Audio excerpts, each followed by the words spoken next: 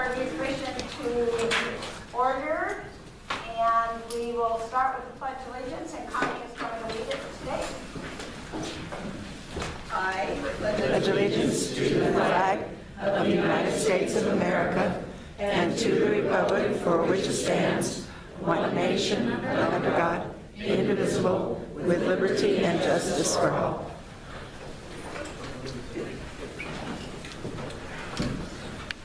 We'll do a roll call, starting with Glenn. Glenn Witt is here. Connie Bolte here. Nola Judd here. Sue Ford here. Norma Turner. Barbara Christensen. Celinda Courthouse. Steve Burke. Peggy Rock. Mike Doherty. Ron Bell. Bud Miller. Did we hear from, I'm trying to figure out who we're missing, Rod. Rod Hayes. Pretty close to our ladies. Rod might come late, and Ken, is Ken coming? No. And Ken is not here. Remind me, am I missing somebody else? Oh, well, Cheryl. Okay, so we have the agenda, I hope. Do you have any modifications, additions? If not, I'll be looking for approval of the agenda. Move to approve. Moved by Connie, seconded by Maggie. All those in favor? Aye. Next is approval of minutes, and you have a slug of minutes. So we will do one at a time. Thank you, Trish, for biting the big bullet and getting them all done.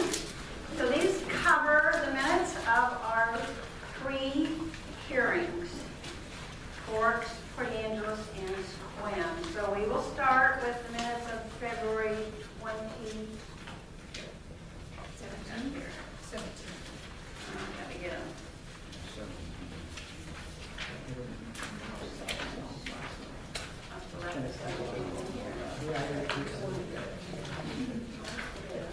There we are. Okay, got it. Minutes of February 17th.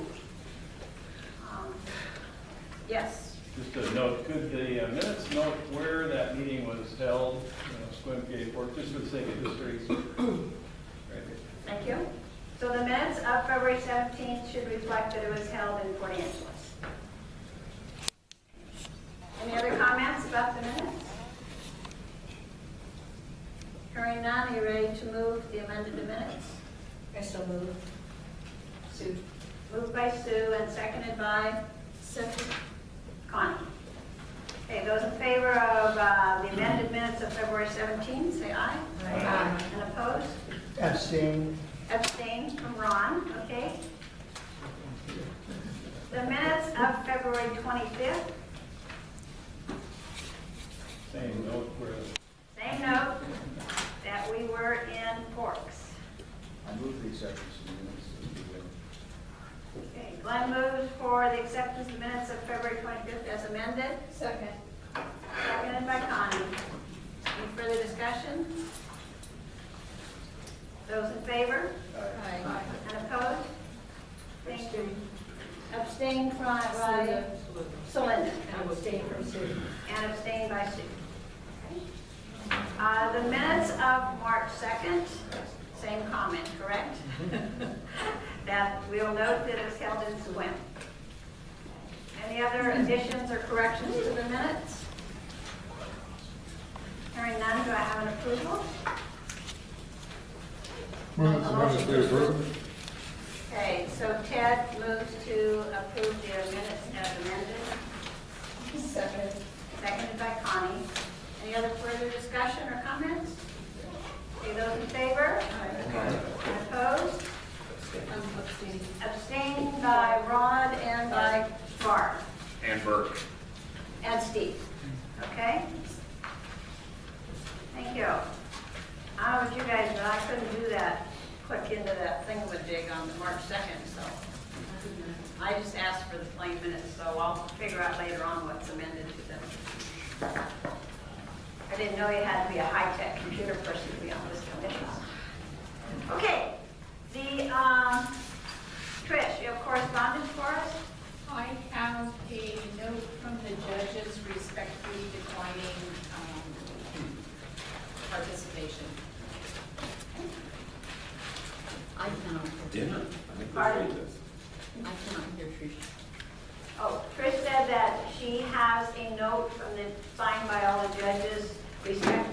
declining our invitation to attend the charter review and testify. As a follow-up to that, we did, invite all the elected plus Jim Jones as the appointed, and we heard back from everyone, and tonight we have a few lined up, and the only elected official that's unable to attend will be Mike Chapman. And the handout I gave you, if you look at the bottom, it has a schedule of elected officials that will be coming. This page that starts Charter Review Commission Executive Committee report, down at the bottom it shows you who's coming and when on March 16th. Okay, so public comment on agenda items. You want to come up to the podium and sign in, please?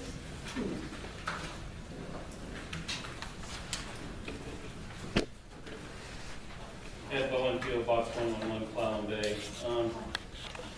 Right out of the gate, notice this says public comment on agenda items. So as I quoted to this committee when you first started, we need public comment in general. And normally, when I attend county meetings, you have a public comment on agenda items in the beginning of the meeting, and then you have a public comment period in general at the tail end of the meeting. And that's what I was expecting, and I continue not to get that. So tonight, I'm commenting that I don't think your agenda meets my needs, because it doesn't entitle me to a general public comment that I'd like to address things on. Secondly, I'd like to point out part of my issues that I bring before the commission has to do with ethics in government. And I noticed I'm all for your official presentations, but I want it to be known that those that are not elected officials that are presenting to you, if they present their opinion, it needs to be expressed as their opinion, not of the county, because they're not elected officials. Now, I would give you an example of this. At your SWIM public hearing, you had the mayor of SWIM give you public testimony. But she made it very clear it was her opinion, and I appreciate that. That to me is good ethics. And I would express that to you, that staff or employees of the county that are not elected officials, they should, if they give their opinion, they need to designate that that is their opinion and not necessarily that of the county. Secondly, I'm a little bit concerned about this resignation and replacement process. I would like to have learned about this item a little before coming tonight, because I don't know what to say to you right now as a public comment. I don't know anything about it. I have two recommendations for you tonight. One is, for things like this, apparently you have some kind of executive committee report. That ought to be made available to the public. And if it's made available in your packet, it should be made available to the public in the agenda packet that's put it on the website. That's one suggestion.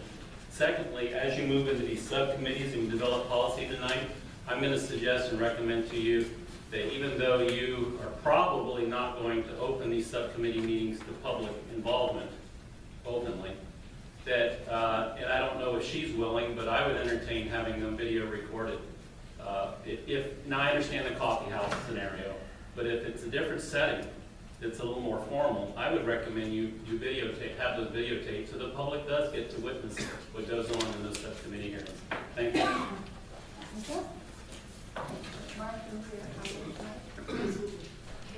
Oh, and a point of order, I think the name tags are wrong.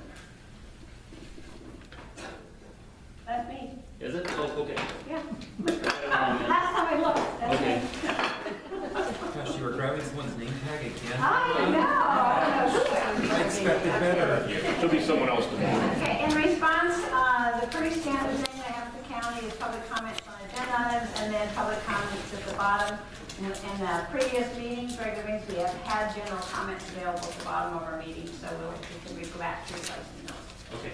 Okay, so what you have in front of you is a report from the executive committee, and the first issue it deals with. We have another speaker. Oh, I'm sorry. Thank you. Please come up.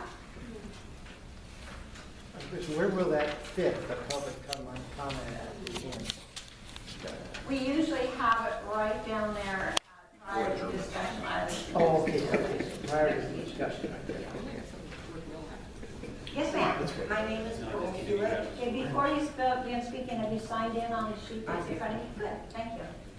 My name is Pearl Hewitt, and I was prompted to come down here by Stephanie's videos that I did observe online.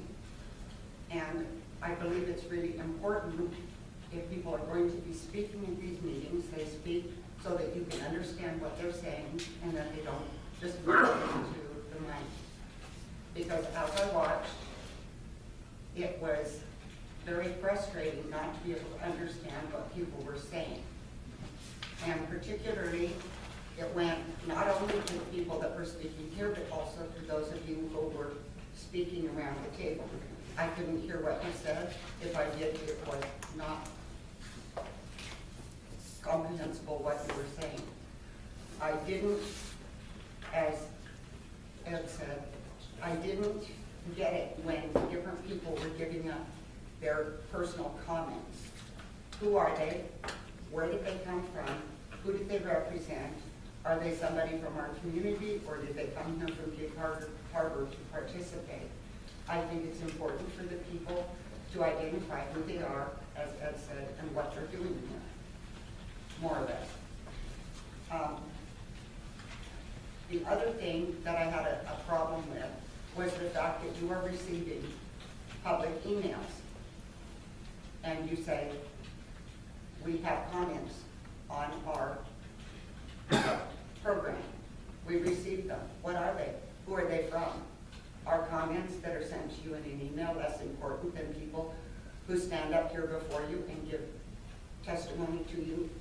Or are they just something that you archive and put away that is not accessible to the public in terms of what the people in Clallam County are asking of you or requesting it? I have a copy of a 12-page Word program that was presented at a public meeting. It was called Meeting Schmeetings. What's the big deal? I believe it was, I can't swear to it, but I believe it was FutureWise that gave the presentation. Kathy Lear from our county, working here, attended that public meeting. But when these people in their 12-page document say, meeting schmeetings, what's the big deal? And then they talk about how to bend the rules for public meetings. I think somebody needs to be held accountable.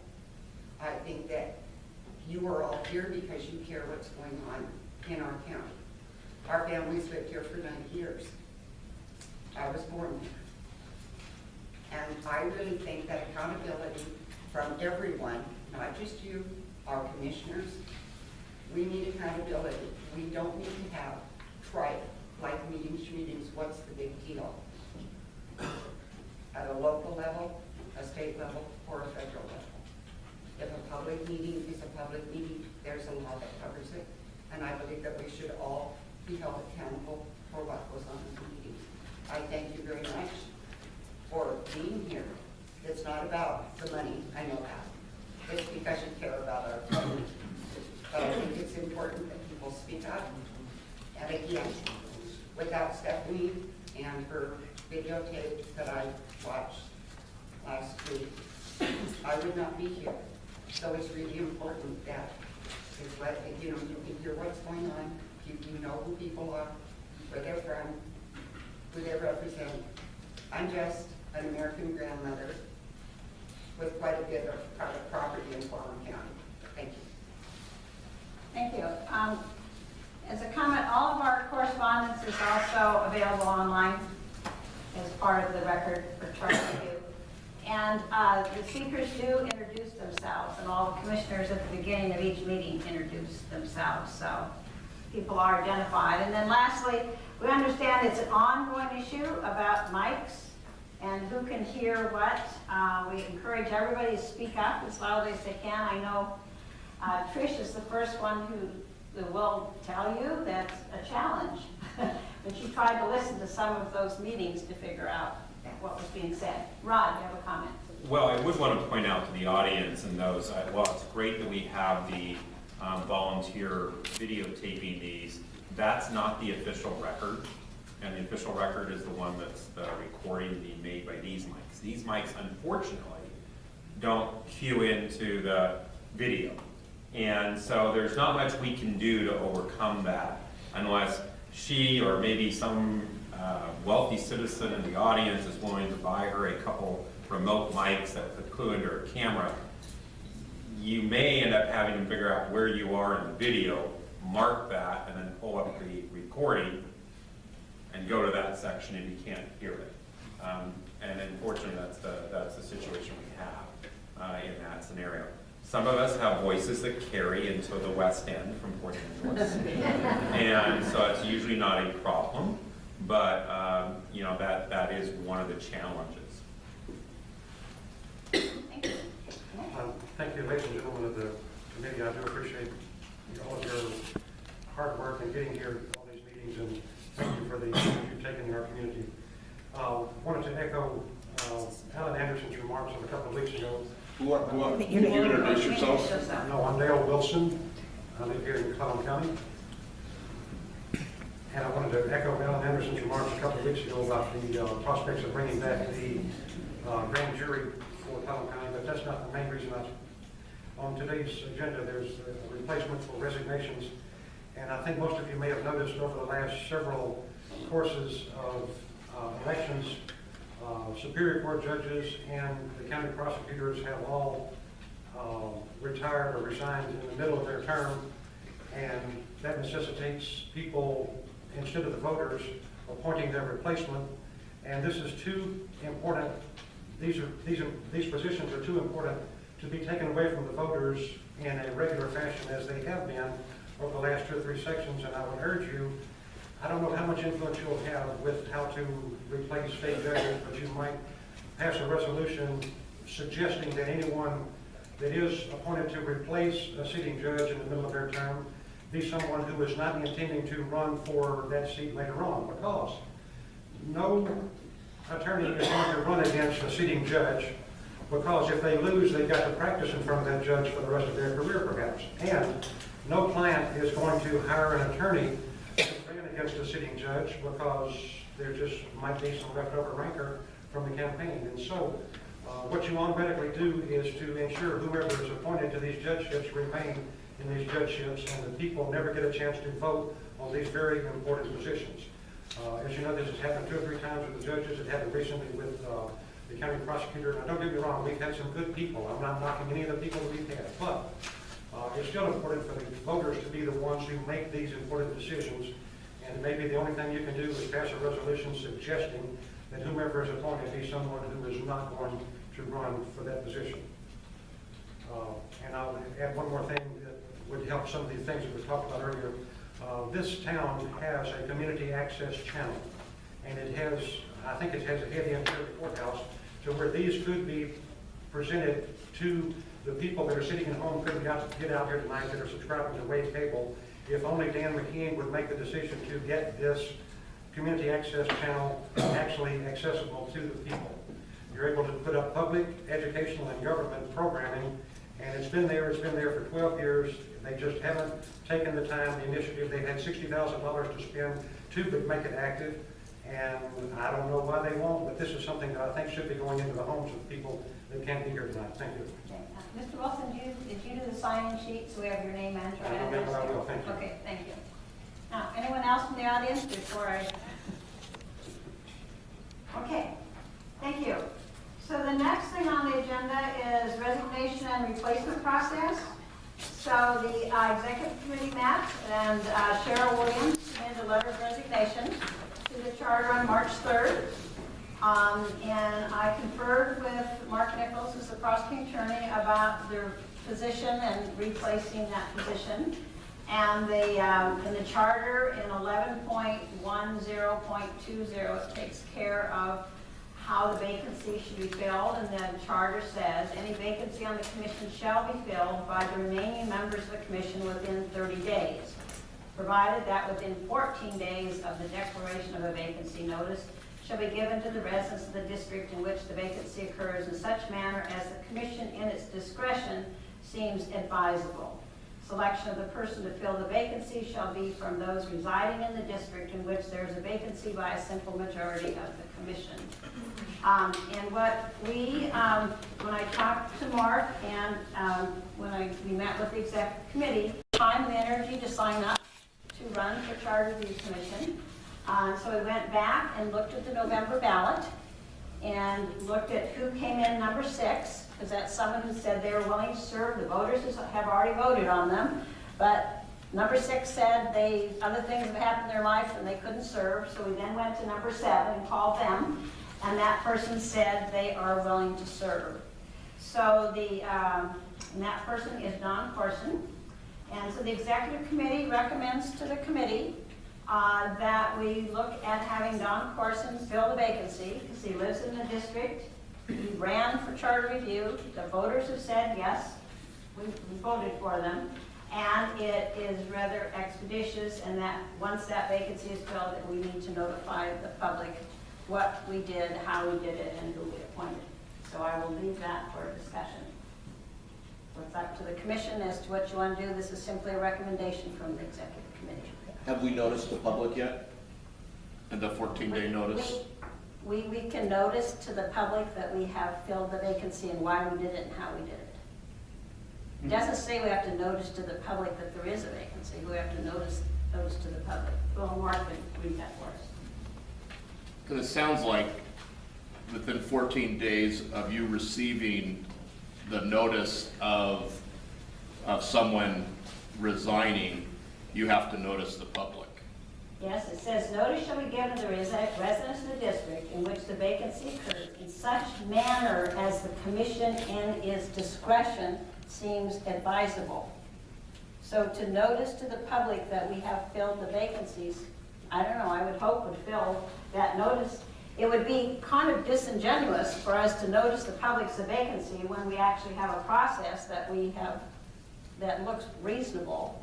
The other thing that happens is, we talked about this, if you don't, you can do it this way, or you can do it where you could notice and have people apply. It's very time intensive. It really doesn't value then those who took the time to sign up to run for charter. And it means the vacancy probably won't get filled for 30 days. That's what happens on previous commissions. That it got sort of big and cumbersome, and it took 30 days to fill the vacancy. So at this point, you know, it seems expeditious, but I will let somebody else do the talking. You know that. Let me get the microphone. Okay. This issue actually was on the proposed sections for open discussion we submitted on our first week by Sue Ford. It was the last item on her agenda. But barring our ability to actually, to actually do that right now, that's downstream, I'd like to move that we go ahead with this process. It seems logical to me. It seems like it's what the voters would support, and it's expeditious. So I move that we do. A second. So, no, I want to make this clear that you moved and Glenn, you seconded that the commission appoint Don Corson to fill the vacancy of Cheryl Williams. Correct. Is that correct? Correct. Any further discussion on the motion? Ted and then Ron. Okay. This is a question for Mr. Nichols. Is there a requirement that Cheryl Williams was from District 3, that the replacement be from District 3? Yes, according to the charter, it has to be consensus. Excuse me, Mark. Go ahead. And you're correct, Madam Chairwoman. So there is a requirement that the person chosen to fill the vacancy be from the same district in which there is a vacancy license. So District 3 is the purpose of the inquiry. Okay. Well, in that case, I concur with the motion. I think it's the only logical way to go. And I Ron. would, Okay, excuse me, Mark, you have another Ted, comment? would you please use the microphone? You're very difficult to hear. We need that microphone is the problem. I know. There's an on-off switch on the top. Basically, Ted just said he concurs with your motion. Okay, so, Mark. I just wanted to make a brief comment in follow-up to the introduction to the discussion on this matter this evening. So the language of the charter at section 11.10.20 that the chair has cited, frankly, it's less than clear, and as a result of that, it provides a degree of discretion. While it can certainly be argued that one interpretation lends itself to notice being provided to the residents of District 3 following a vacancy so that you can receive the names of interested persons and go about filling the vacancy thereafter. You can also interpret it, frankly, the way in which it may be interpreted this evening, and you can act first and then notice the community as to your action after the fact. The process that's been proposed would lend itself to a more expeditious filling of the vacancy. And so if that's the interest of the commission, you can do that. If you want to slow down and instead notice this, allow for interested parties to submit their names, to go through some form of vetting and interview process, I suppose you could do that, but it's going to result in time passing. Thank you. Ron, you have a question? Yeah, generally, I guess in favor of the motion, but I think the wording is pretty clear in the charter. That provided that within 14 days of the declaration of vacancy, which was March 3, I believe you said, notice shall be given to the residents of the district in which the vacancy occurs in such manner as the commission in its discretion seems advisable. So I think there is some discretion, but it just, on the face of it, it appears to me we have to give 14 days notice, but whatever the commission feels is expeditious. I guess we're sacrificing maybe the process for the expedition and then notifying the citizens later. Can you speak to the motion? Did we accept the motion? Well, the motion's been made and seconded, so it's on the floor for discussion, but let me clarify. So Ron, are you just raising a point, or are you asking Mark a specific question?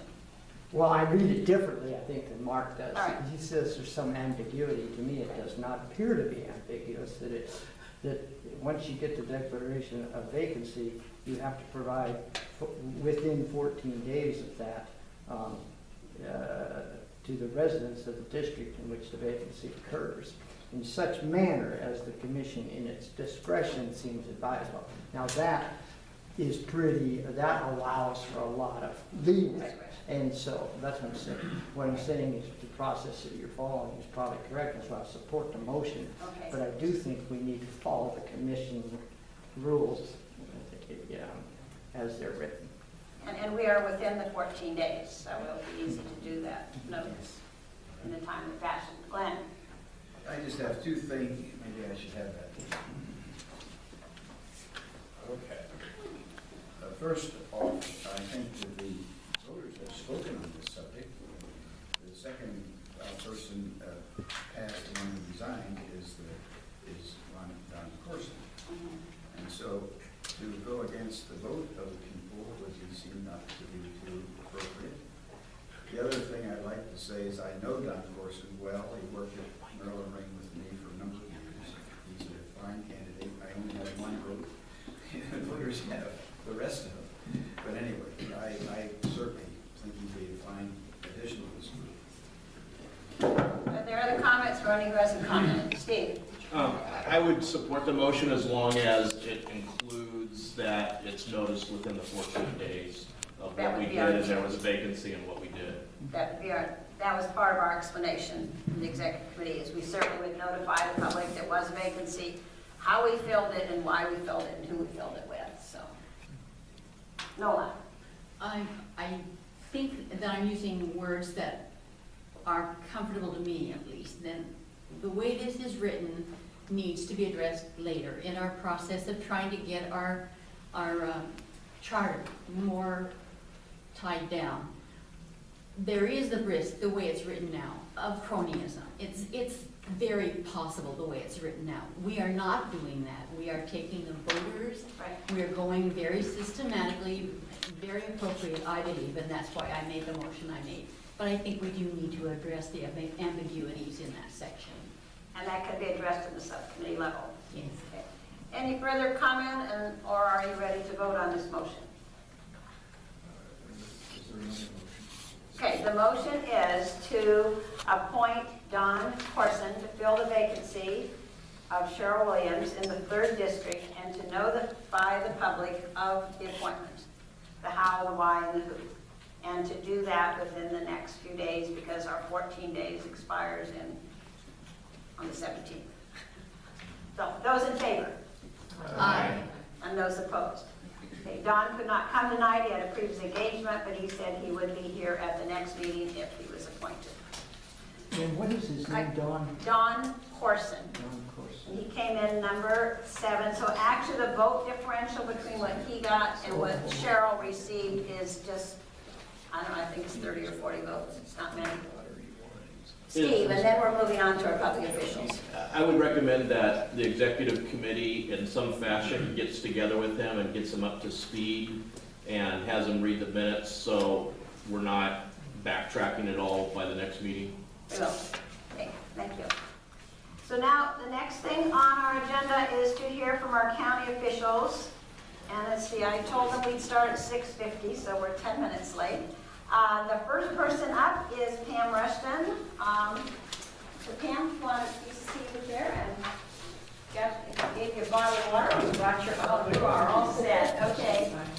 And so the rule is that you actually get a 10-minute presentation. Within that 10 minutes, we would hope you would tell us what your responsibilities are, how they intersect with the charter, and then if you have any ideas about how the charter works with your job and suggested changes or improvements or whatever. And you can use your whole 10 minutes or use less. And following your presentation, I did, I think. I think there. Does everybody have one of these? Yes. Okay. I missed you, I missed you. She wasn't here.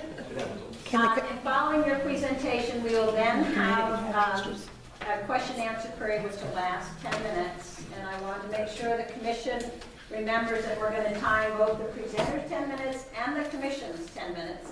So if we run out of time and you have more questions, we'll need to submit them in writing or come back later. Okay? Thank you. And so, Pam, the floor is yours. I'm not allowed to talk, but if there's extras, can the community? Yeah, you can hand them out if you want to. I brought some extras. Actually, my job description is in this presentation that I left with you guys. I am responsible for assessing property. That's what most people know me by, is the values of property. But my office also administers many programs too. We administer senior citizen programs, destroyed properties. We administer the process of the destroyed properties. We administer the current use programs. There's several things that we do in our office that are over and above the evaluation process. In the handout I gave you, it tells you where your money goes. I try to fill one of these out every year. I do levies in my office. I don't collect the levies. Actually, Slim gets to do that. I do the valuations, and then I take the budgets from each one of your taxing districts and I apply that to the amount of value in the area, and that's how I come up with the levy process. And that's how you, am I not loud enough? I don't know how to turn this thing on. Is it on? I don't know, I don't think so. Should be. Does that make it better? It doesn't sound like it's better to me. So Jim, is that, can you check, see if Take a that's look, on? there should be a button on top. It is on. It is on, okay. Yep. Well, it's not talking into it. Just I get can- closer to it. I can hear you. I can't get any closer. I'll be my mouth. If you can't hear me, I'll try to speak up. I'm the least hearing in the whole group, and I can hear you fine. Okay. I actually don't have a lot to discuss about it. I left this with each one of you because it does explain a lot of Washington state law and the presentation of the assessor's office. A lot of important dates that my office has to adhere to, I should say tries to adhere to. Being understaffed a little bit makes us behind most of the scheduled dates. If you have specific questions for me about my job, I'd be more than happy to answer those. The valuation process is something that most people know us by. We also do mapping and things in our office somewhat. We don't have GIS in our office anymore. Geographical Information System. I am guilty of using acronyms, I'm sorry. Yes? I have a question. I'd like to also commend you for being from a junior taxing district. You guys do a great job in the levy process because we rarely understand our own levies, and you do a great job. Do you have any recommendations related to the charter that could make your office work better? I don't think so much related to the charter. The taxing districts, I always have recommendations for the taxing districts. Just working with us and making sure that we are understanding what you're asking for. I don't have the authority to levy for you unless you ask me for it through a resolution. I think we went through that last year with our school district. Because you have to tell me specifically what you want. I don't have the authority to levy for something that I'm not given in writing, the amount, and then I will do the calculations to make sure that you stay within your statutory limitations. But I don't have the authority to levy anything. So I think working with the taxing districts is more important than any other things. And that's why I contact you guys so much and make sure that you follow those things that you're supposed to follow. Other questions? Glenn? I guess I should have that again. Yeah, the travel, they would just send the mic up and down, so the. I'm gonna suggest maybe we look at buying a couple more monitors. We have all that money in our budget, okay. Well, at least it'd be left somewhere.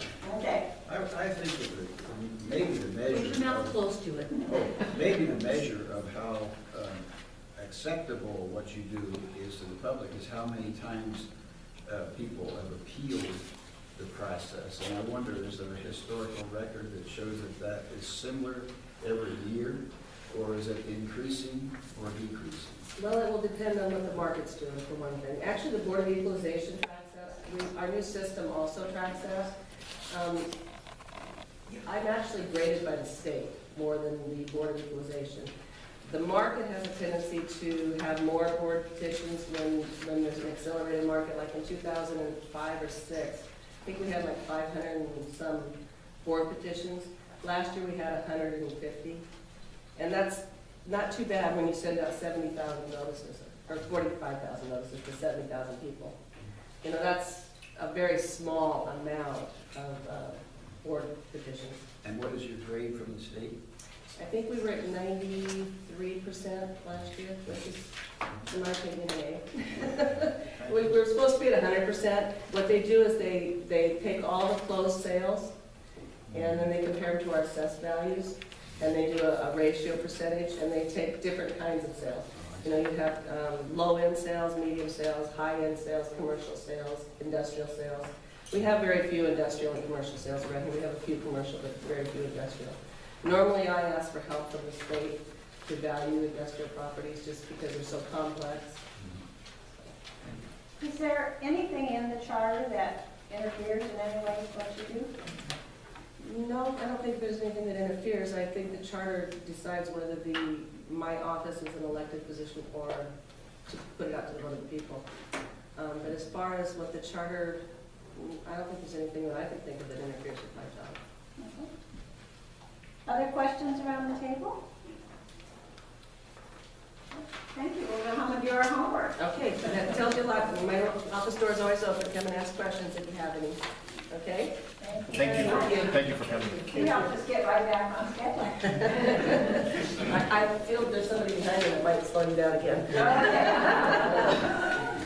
Geez, Jim, that's really unfair. The next Could be talking about listed is Sheriff Speak nice to the sheriff.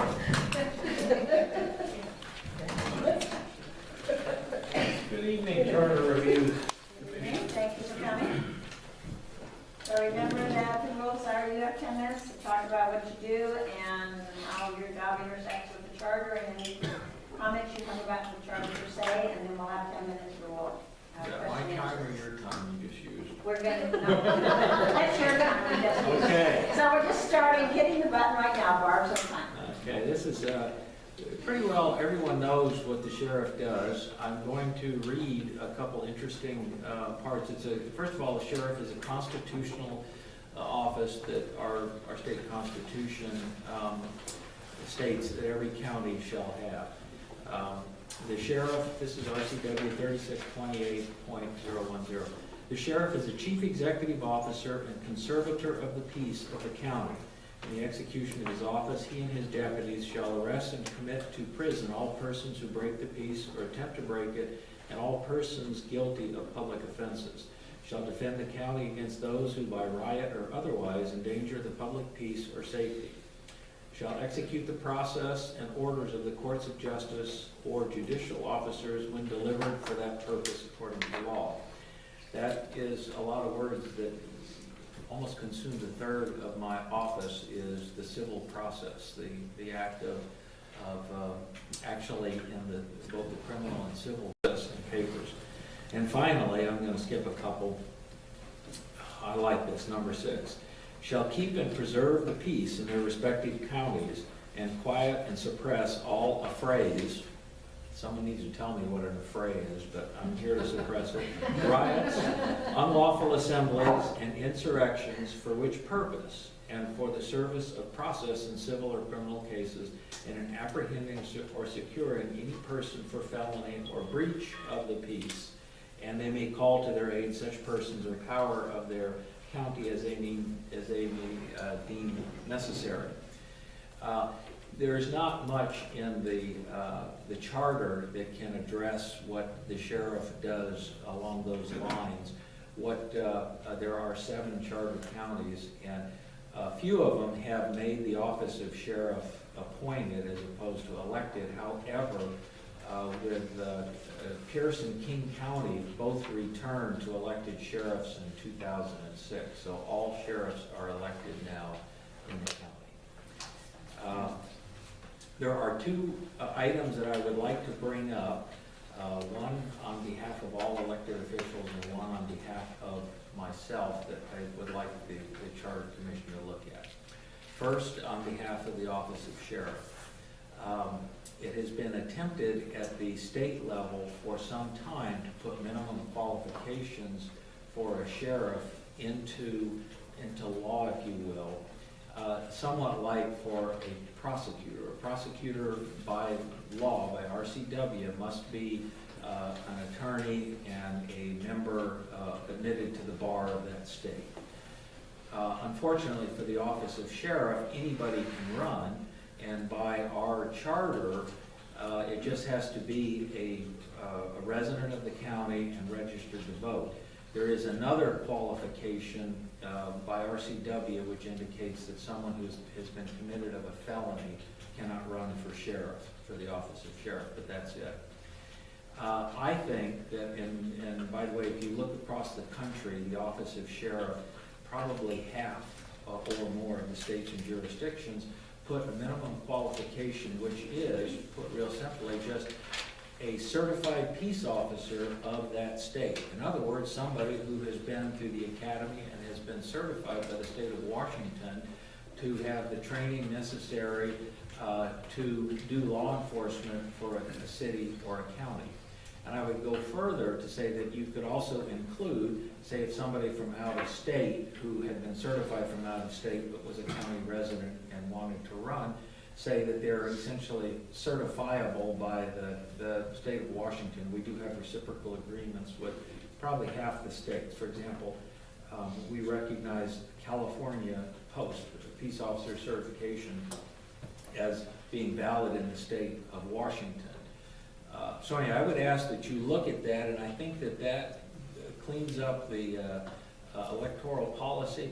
I'm not sure you have the ability of Mark Nichols to look at that to make sure that that won't run afoul of any of state laws, but I don't believe it will. At least it's not my opinion.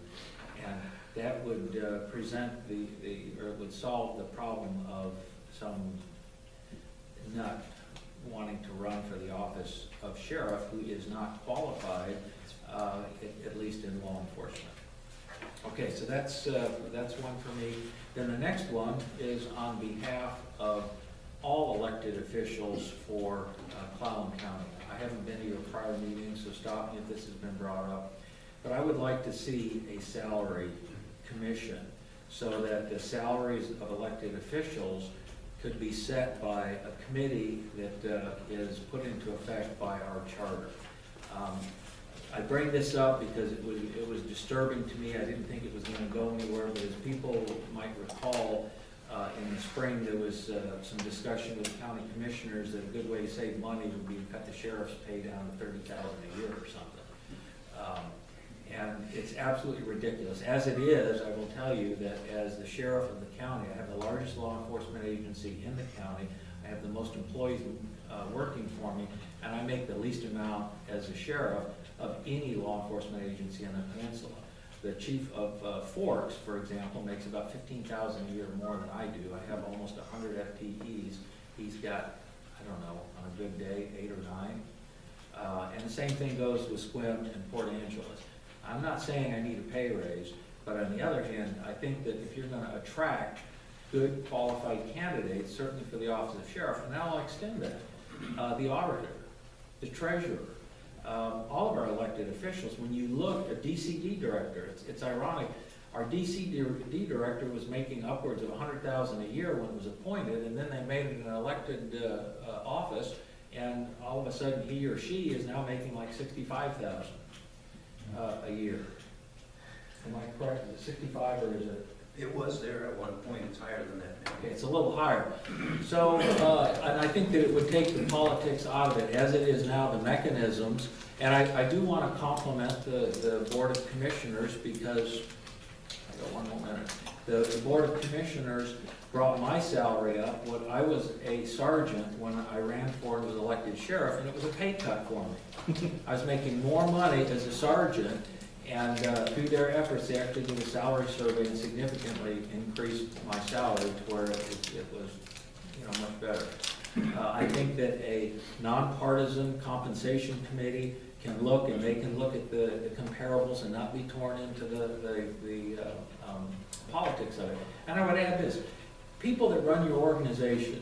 I'll go to the auditor. You can't find a better auditor in the state, but there's 2 or 3 people in her office that make more money than she does.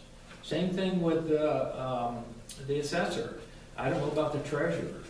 One more pay raise for my undersheriff and I'll be making less than him. It's an American tradition, and if you want to have excellence in government, I think you need to start with appropriate compensation for the leaders. Thank you. Okay. So the questions will start with Ron, come around and Get a mic, I guess. yeah. I can't let Bill get off the hook here. So, please have him here. Put it close to your mouth, please. Okay. Thank you. My main, and I like your last suggestion, but like how would the composition of that be and how could we put it in the charter, I guess is what. You mean a salary compensation? Salary commission, I thought. A salary commission? Yeah. I don't want to sound flip, but that's your problem.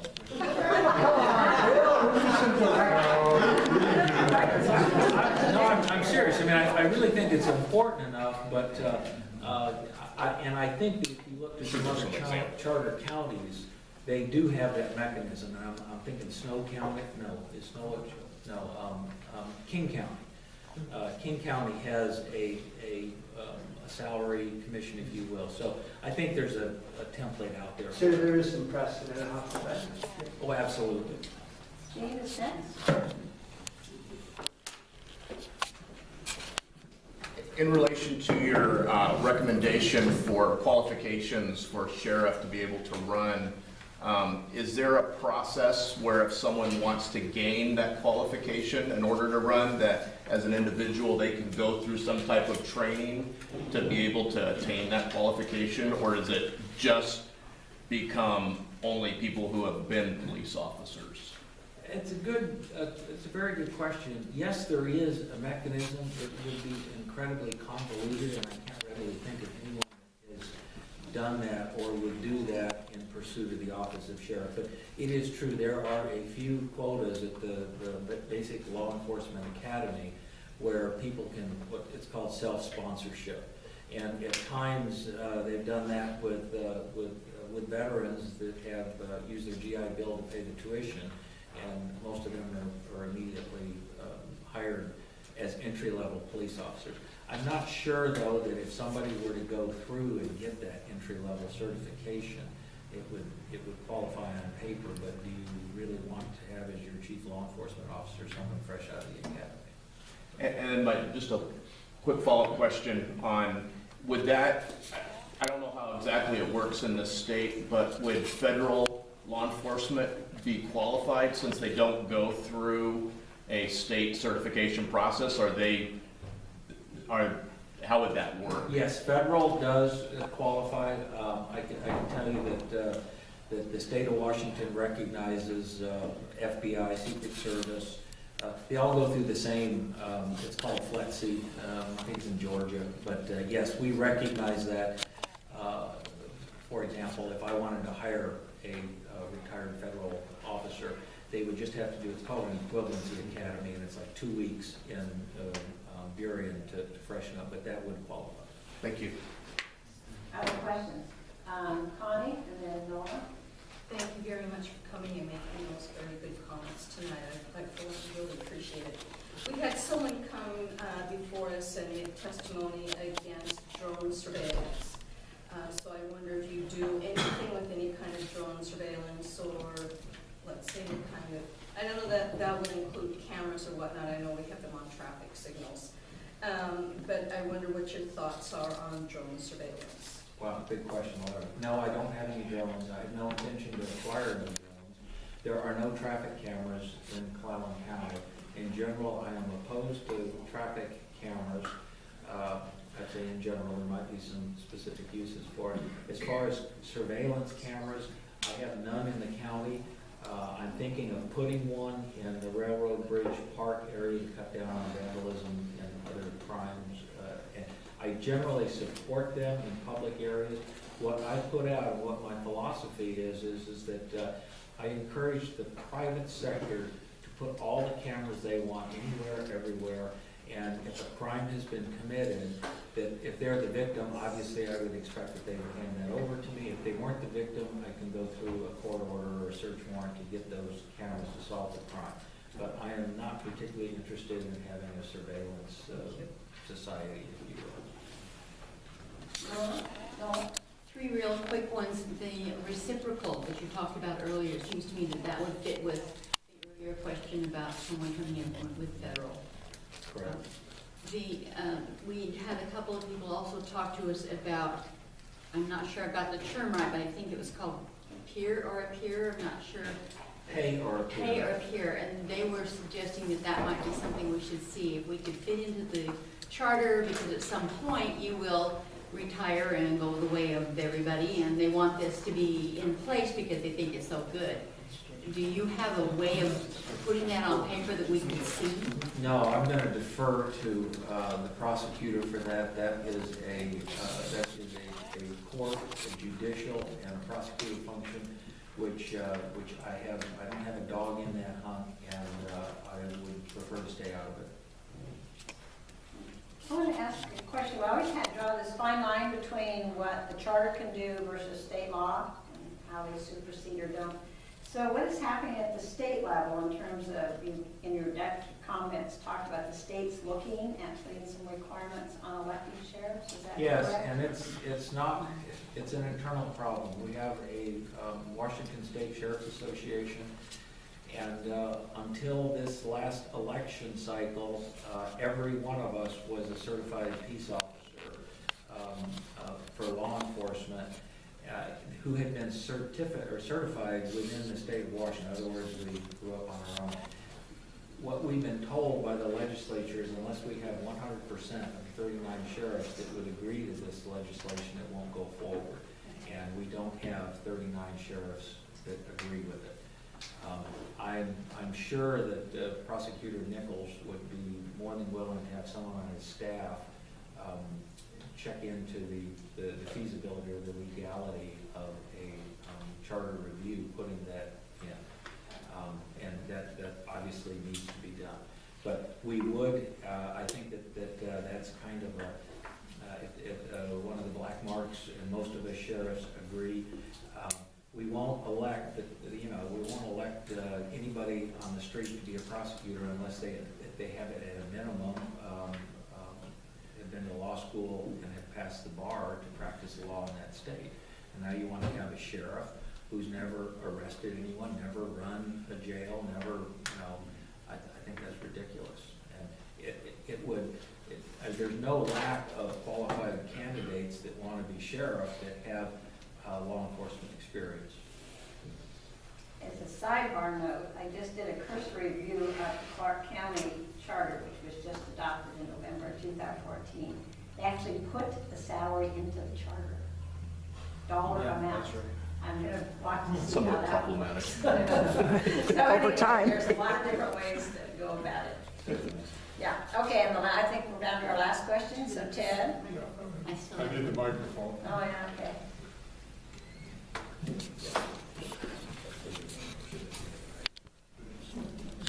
Bill, I'm a little troubled by these proposals. I can't imagine voting for someone who wasn't one.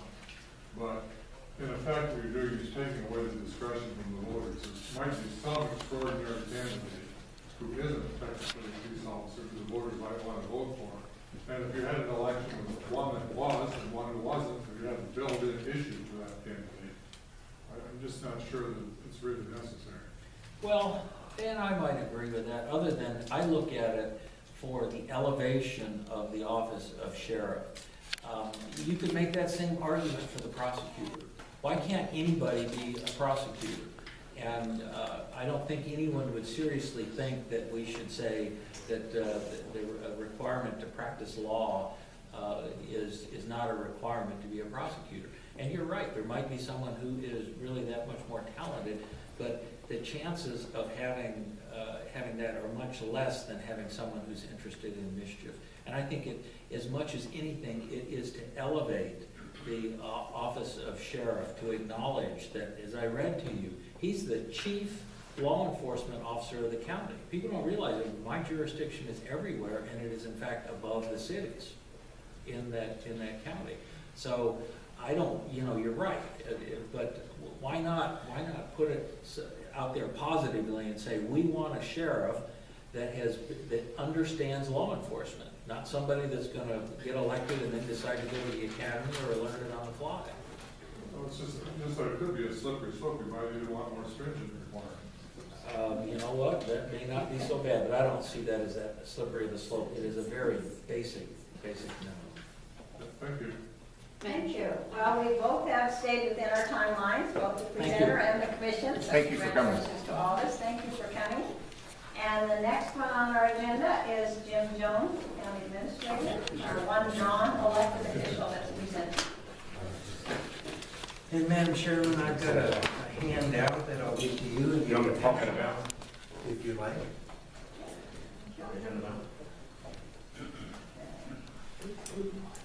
All right. I got a few extras if there's people who want to see them.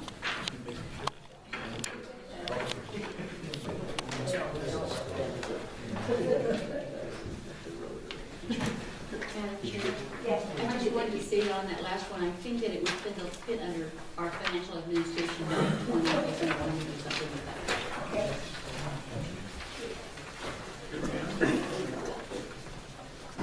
When you come review it on my glasses, it's tough to get over.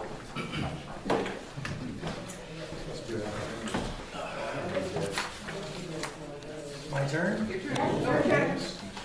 All right, well, I'm Jim Jones, and I'm the county administrator. I have included, or brought a handout, which I hope to go over within my allotted 10 minutes, or maybe less. It's a 10-page packet of information, starting out front page with the information that speaks to my position in the charter itself, section 6.10 administrator. First sentence kind of says it: the commissioner shall appoint an administrator selected on the basis of his or her executive experience and professional administrative qualifications to carry out the administrative responsibilities of the county. Then you go down to section 6.2. The duties and responsibilities: the administrator shall be directly responsible to the commissioners, and he or she shall serve the commissioners and the county by making recommendations concerning the affairs of the county as may be necessary, keeping the commissioners advised as to the needs of the county, and making recommendations when appropriate, preparing and submitting the proposed annual budget to the commissioners, supervising, performing, and delegating other responsibilities as may be prescribed by this charter or be required of him or her by ordinance or resolution of the commissioners. So pretty short and sweet. Page 2, that's the charter. Page 2 is the actual, 2, 3, and 4 is the actual job description for the administrator that was revised last in 2006. And pretty specific. I won't go over all of it, but I will read the summary. Plan, organize, direct, and control executive and administrative functions assigned by the Board of County Commissioners and the county charter. Plan, compile, develop, recommend, and implement county policy and directives. Make recommendations and/or decisions on financial and budgetary matters. Provide direction to appointed department heads and staff. And just as an aside, how many of those are there? There are 17 direct reports to me, appointed department heads, program coordinators, and BOCC staff. Pages 5, 6, 7, 8, and 9 is a copy of my actual employment agreement. And the only part of this I'll cover for here is the duties on page 5. It is agreed, paragraph 1, the county shall employ employee as county administrator to perform the executive and administrative functions assigned by the Board of County Commissioners and the county charter, whether by job description or otherwise. Employee reports to and is subject to supervision by the Board of County Commissioners. And that's basically all it says. Page 10 is, because I heard from Trish that this question came up, and it was a week or so ago, and she may have given you some bad information. Here's a 5-year, month-by-month salary history for me, plus this year's budget. So in the 2015 year, the first 3 months I've already been paid, so that's why they're capitalized and not italics. In the last months, that's what's budgeted for my salary. I don't anticipate to deviate from those, but you never know. The one thing I would point out is that in the 2014 column, down at the bottom, and by the way, in each of the columns at the bottom, I explained what was going on. As you can see, there was a small cut in pay from $132,000 to $124,000 between 2011 and 2012, and that was because we went on a furlough schedule, the 2 years of concessions. So I explained all that at the bottom. But just as for an example, in 2014, you see that my salary was $11,186 in January, or I received a check in January. That was actually my December pay, but we didn't get it till January. Then $11,719.79, and then in August it went to $11,836. The average salary for this position among all charter counties the same time period per the 2014 Association of Washington Cities and WASAC report was $13,184, and the average salary for all counties was $11,789. And just to provide the outlayers on that, the high salary, and again, the same 2014 AWC report, you don't have this. The high salary for all of either the elected executives or county administrators or county managers or chief of staff, whatever they all call them, is $17,932, which was King County. The low salary was $7,688, which was Pacific County. The average was, of all counties, as I mentioned there, $11,789. Clallam County paid $11,720. And by the way, Jefferson County, just in case anybody asked, at the same time paid $10,069. So the last thing I would say is that the items that are not covered, that I spend quite a bit of time doing, that are not covered within the job description or the charter are things that are assigned me under policy. And specifically, I'm responsible to review and approve all personal services contracts and all contracts in general that are in excess of $10,000 up to a level of $50,000. Anything more than 50, signing, reviewing, approving, and signing, anything above $50,000 has to go to the board. So just so you know, that's a job, and I probably do. I think I average 8 to 10 contracts a week that I have to review and approve. I have to authorize. I'm one of two. By policy, the auditor and myself are the ones that are authorized to approve emergency warrants when necessary. And again, by policy, emergency warrants become necessary primarily when small companies, small local businesses do work for the county, and they don't want, it would be a burden on them to have to wait the 14 to 17 days it takes to process a payment. So, or somebody forgot to do something and we need an emergency, so that's what those are. When a dispute arises over policy interpretation, again, by policy, I am the one designated by the commissioners to resolve that dispute. I respond to all citizen questions and complaints that come into the commissioner's office. Something that I do. I come to work every morning between 6 and 6:15, and I make sure that I answer every single email that comes in, and I probably average 250 to 300 emails a day is what comes into my office. I respond to all citizen questions and complaints that come to the Commissioner's office. I just said that. Regularly meet with counterparts in other local governments. So I have scheduled meetings with all the city managers, with the Port Executive Director, with the PUD. So I meet with those kind of folks constantly. And so with that, that would be my presentation. Thank you. That was called a speed presentation, okay? Well, you do have 2 minutes left. If you have any comments you want to make about observations of things in the charter that create obstacles or expedite. You know, I'm really mindful of one of my former bosses, who's now a retired county commissioner. And really took this to heart. He said last time when we had the charter review, is that this is the people's time, the citizens' time to reflect on and offer changes to their government. And that those of us that are here every day, and commissioners can put something on the ballot anytime to change the charter. They don't have to wait for it. And since I work for the commissioners and advise the commissioners, I just believe I follow that advice of that commissioner, that this is the time for the people, and I shouldn't try and exert any additional influence. Thank you. Are there some questions? Okay, I'm gonna go. Okay, we'll start over here. I'm looking for people who haven't asked any questions, but go ahead. I've got 2 questions. The first one is, Sheriff Benedict has proposed that there be a salary commission countywide. What's your position on that? Well, as you may recall, or you might not, we have to do this all in open session, and is that one commissioner last year, early in the year, asked me if I would bring a series of options of different ways to consider, first to review and see how all of our elected officials were paid compared to the 6 counties that we compared to with all of our unions. And I did that. I brought that forward to the board, and they asked me for my recommendation on various options, and I gave 8.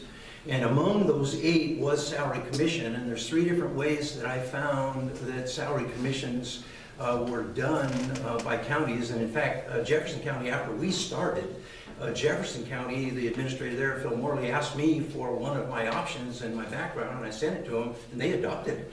And it was a salary commission, and what they chose was a commissioner determined percentage of the Superior Court judge's salary, which is set by a state salary commission. So they allocated every elected position as a percentage of a Superior Court judge's salary and said, therefore, it's out of our hands, it's not political, we don't care. And my recollection was they chose like 47% of a Superior Court judge's salary for the treasurer, the assessor, and the auditor. They chose, 58% for the commissioners, and they went down that line that way in all the elected officials. So they actually implemented. That would be one way.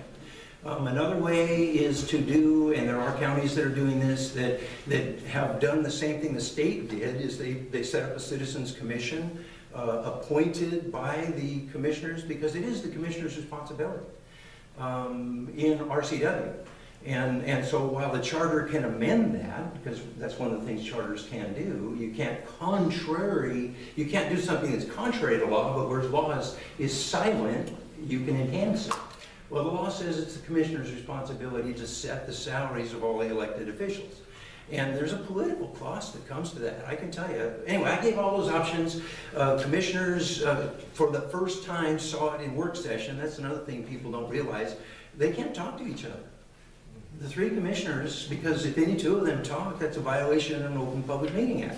So we have to wait till we get into, they can talk to me, but I can't tell the other one what the one said. You know, you have to work with that. So when one commissioner says, I want to discuss this, the other 2 don't know what's coming. So I'm presenting all this, and it's a big shock, and there's all kinds of discussion and back and forth, and it becomes political quickly. Wait a minute, you're trying to, you know, whatever. So I think there is, my opinion, I think there is merit to taking that pressure, that political pressure off of the commissioners to put it in somebody else's hands. But on the other hand, that's one of the central duties that a commissioner has. And if you want the job, you got to take the good with the bad. So it could go either way. But it can be done. It is being done. It's pretty, I got all kinds of data. It's pretty rudimentary. Share some of that homework that you've done. I'd be happy to. Since it all went to the commissioners here, though it's all public record, Good. there's nothing, All right. there's all kinds of ways to do it. All right. Thank you. Let's see. Steve asked some questions, and we'll start here. Glenn? I was interested in what Clark County did, and of course now I was interested in what Clark County did over there.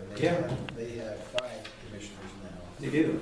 Or they will, as soon as the term ends of the existing commissioners, because that's the way it works. They voted in November in their charter to go to 5, but they don't start until the terms end of the existing elected officials, so they still only have 3 today. Right. And so they have a county manager, it says in here, in their charter. And an appointed administrator. They have both. They have both. They have both. But I would just wanted to ask, Jim, the county manager, obviously in that particular county, is going to operate like a city manager. All the departments report to him or her? The non-elected departments would, yes. Yes.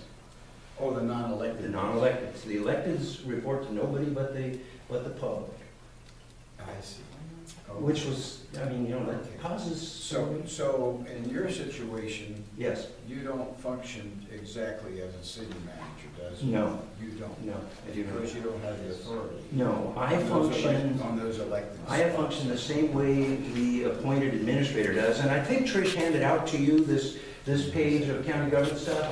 I included that and gave that to her a couple weeks ago to give to you guys, because I thought when I was looking for stuff, I thought there was some really good explanation of what everybody does. And essentially, the appointed administrator, as differentiated, or the county manager, in this case, Clark County is so big compared to us, they decided it needed to be split in half. I can tell you King County, which is bigger, obviously, right, has an elected executive and a chief of staff and a county manager. So, the chief of staff reports to the executive, the county manager reports to the commissioners, or the county council.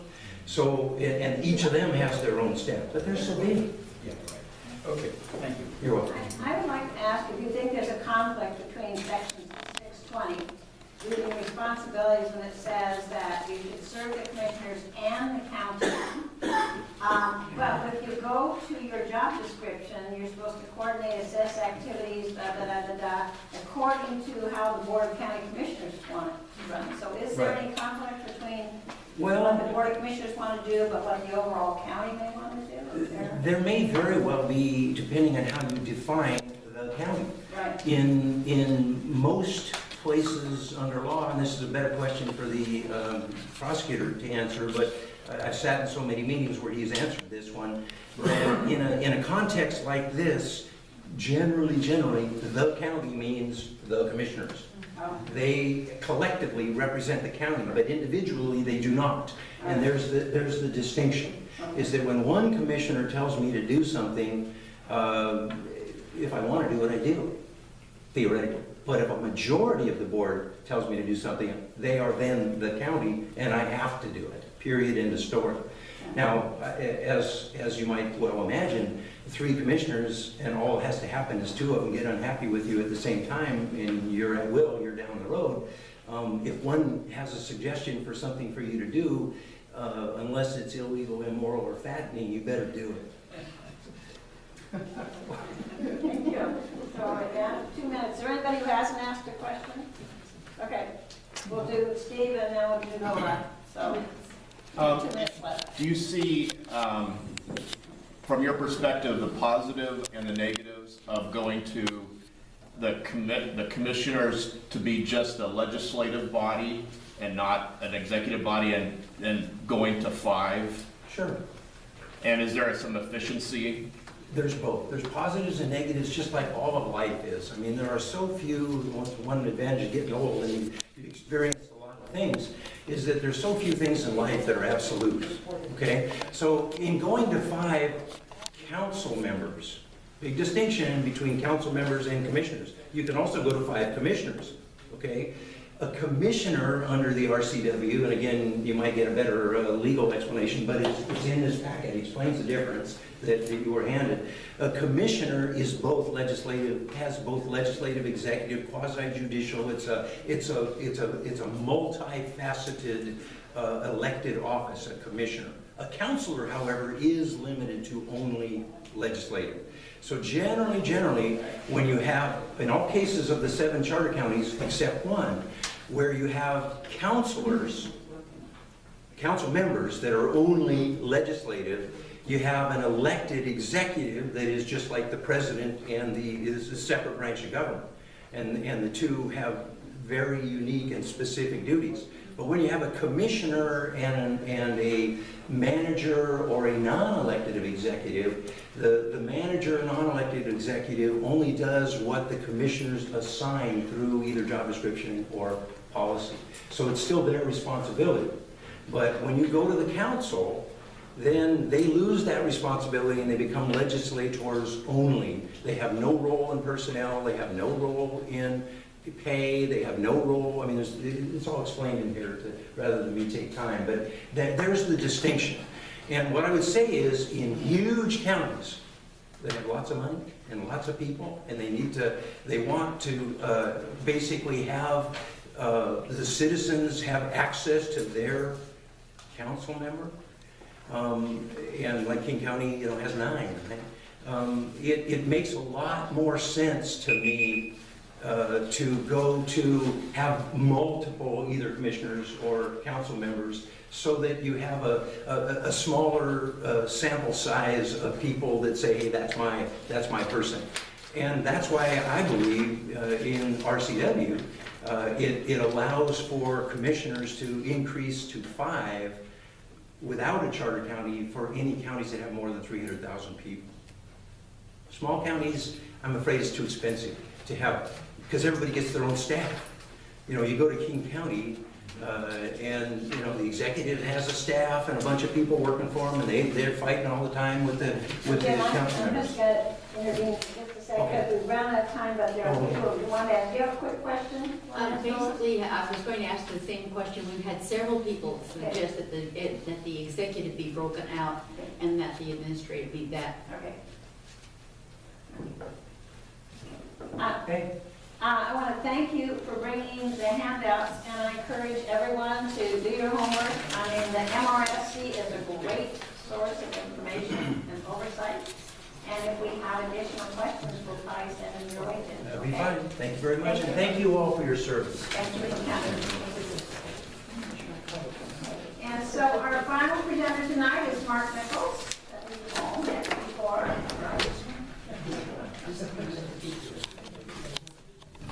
So welcome as our guest speaker, Mark, and you already know the rules, 10 minutes to present and 10 minutes question answer.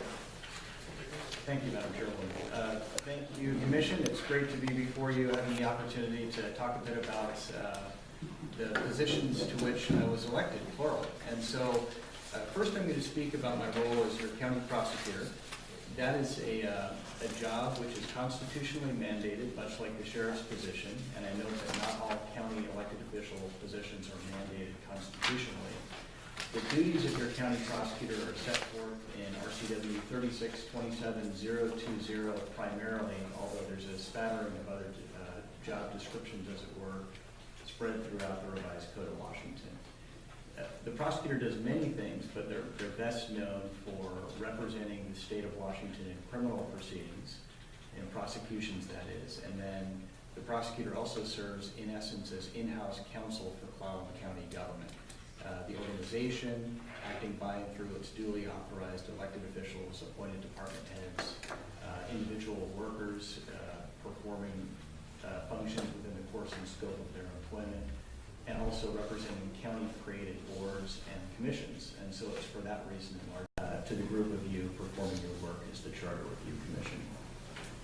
Separate and distinct from my role as county prosecutor, by virtue of the county home rule charter, the prosecutor serves in Clallam County as the ex officio coroner at no additional compensation, and I'll come back to that last remark in a moment. So I have two separate hats that I wear, and truth being stranger than fiction and the law being what it is, and given that you've heard from the sheriff this evening, I'll also note that in certain circumstances, the coroner in the state of Washington also serves as the sheriff.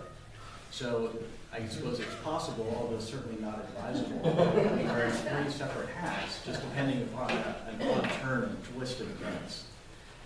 And so I think what I'd like to do this evening is talk a little bit about a few suggestions for your consideration as to the current charter.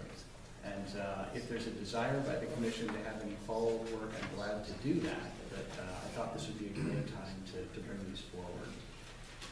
And so in addition to describing my job, as it were, I was also asked to look at the charter and to analyze whether there are any provisions contained therein that impact my position in the positions in the performance of their duties. And so there are a few. I would start with Article 1, Section 1.30, which is entitled Interpretation. And it's a relatively brief provision, so I thought I'd just read it onto the record. The provision reads, quote, "The powers of the county shall be limited to those specifically granted in this charter, and also limited to the same powers as those provided by state law to counties not operating under the charter form of government."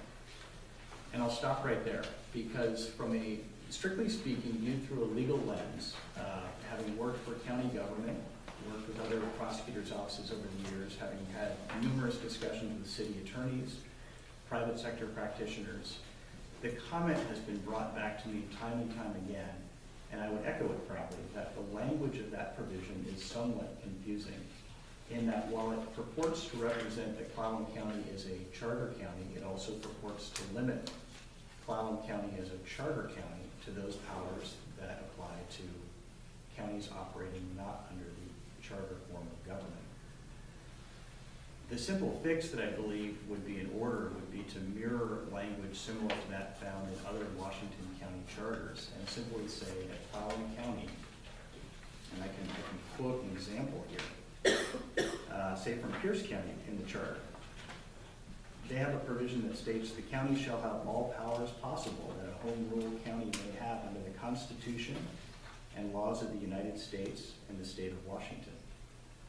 Similarly, Clark County, which is the most recent charter county, has a statement that reads, the county shall have all powers possible for a home rule county under the state constitution.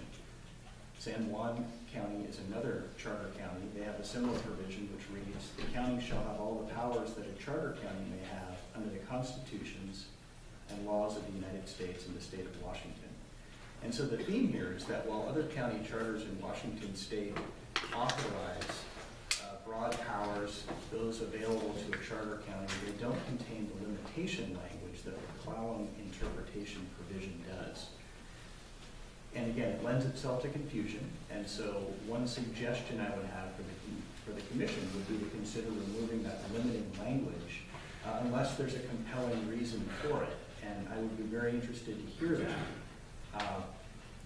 I'm more able to argue for removal of that limiting language than I am for its continued inclusion. Let's see, a second suggested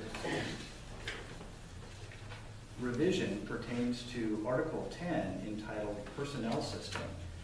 And Clallam County, much like other Washington County charters, does have a provision addressing the establishment of a personnel system, and so that's a common feature of Washington County Charter. We have something very interesting, however. In section 10.40 within Article 10, we have a section that confers a right to public hearing. And I think what I'll do is just read that onto the record as well, so that everybody understands the provision at issue. It's brief, and it reads that all county employees, if they so request, shall be entitled to a public hearing upon suspension or dismissal from employment. The public hearing must take place within 15 days after the suspension or discharge. If the commissioners, and that's the County Board of Commissioners, find in the public hearing that the employee was suspended or discharged for insufficient cause, the employee shall be reinstated and receive back wages and benefits. And so this is probably a more controversial provision, and strictly speaking, viewed through a legal lens, which is something that I can bring to the table. This runs the risk of inviting a political body to wade into and undo a decision that could have been made in accordance with law. And so the law generally favors entitling people to one opportunity to contest, and if they disagree with the decision, they can appeal. There's a lawful process in Washington through which people can do that. But again, our charter appears to have a unique provision that allows for employees to, interestingly, appear before the county legislative authority. And in a public hearing, which is interesting because oftentimes there's a veil of confidentiality that's supposed to apply when you're dealing with personnel issues, just depending upon the context, they have the ability to ask the county commissioners or a majority of the commission to second guess an employment decision. And I will grant you that there are circumstances, I could argue, where that would make good sense. I will also point out, and I would be remiss to do so, that there are circumstances where if a decision is made based solely on political considerations without regard to the law, you can find yourself in a fairly catastrophic situation. And so if we envision a scenario where, say, and actually I'm going to use an office that I think would be apt here. If we consider the office of county sheriff, the people working in the sheriff's department have the highest moral, ethical standards, as it were. They're subject to Brady laws and compliance. If a sheriff's department employee, say a commissioned individual, is terminated from employment based upon a finding of cause, they've gone through the Civil Service Commission, as it were. They've exhausted a process, and they disagree with the outcome. Under our county charter, they can come back and take a second bite at the apple before a legislative body, which may not have training in the law and may wind up, under the charter, purporting to undo a decision, the result being that you have an employee who's been let go for a cause by an elected sheriff and who may be brought back into the office, and frankly that lays the foundation for a tortured work environment, and I would submit it's one that's avoidable by simply allowing for employees to utilize a legal process available. And so that would be a second suggested provision for the commission to look at. The last provision is in Article 11, entitled Charter Review. I think you're all familiar with this one. And my two comments here involve the following. Number one, there may be some merit in taking a close look at the term and the date on which your term as Charter Review Commission members commences. Under the current language of the Charter, it commences on the date of the November general election. Now, as you... Okay. So, given that you didn't assume the oath of office until sometime later, you were actually fairly well into your term before you really started doing the work of the commission as a whole. So there may be some benefit in looking at the commencement date for your term of office. And the final concluding remark I'll have involves the fact that given the pace at which state law evolves, there may be some merit to revisiting the review cycle. I know it was just converted the last time the commission convened from a 5-year to an 8-year cycle, but the reality is that things seem to be changing fairly quickly in state law, and it's nice to have an opportunity, I believe, on a more frequent basis to make sure that your charter is tracking the evolution of law and frankly, reflecting some policy considerations that are important to the people of Clallam County. Now, questions? Okay, Rod, you haven't answered yet. Thanks, Mark. Sorry I stepped out, but it's a long drive from Fort Worth, you're aware. And I wanted to kind of ask you a couple questions about the personnel. You saw the look on my face, because one could argue that when the commissioners are acting in that capacity, they're acting more in a quasi-judicial, not a legislative. And in that scenario, there would be the ability for both parties to provide an explanation for their decision. The employee might want to consider, or the former employee, consider whether or not they want not only there, because a public hearing implies the ability for both sides to make their position based upon that term of art, and the employee might want to make a decision on whether they really want that investigative report, etc., aired in that setting. In addition, with the 15-day requirement, 15 days of discharge or suspension, that's a very tight timeline that may or may not work in a lot of those scenarios for an employee wanting to do that. So I guess my question is, do you see that being different than a quasi-judicial? I'm trying to understand. I think it's one of the original lines from the charter.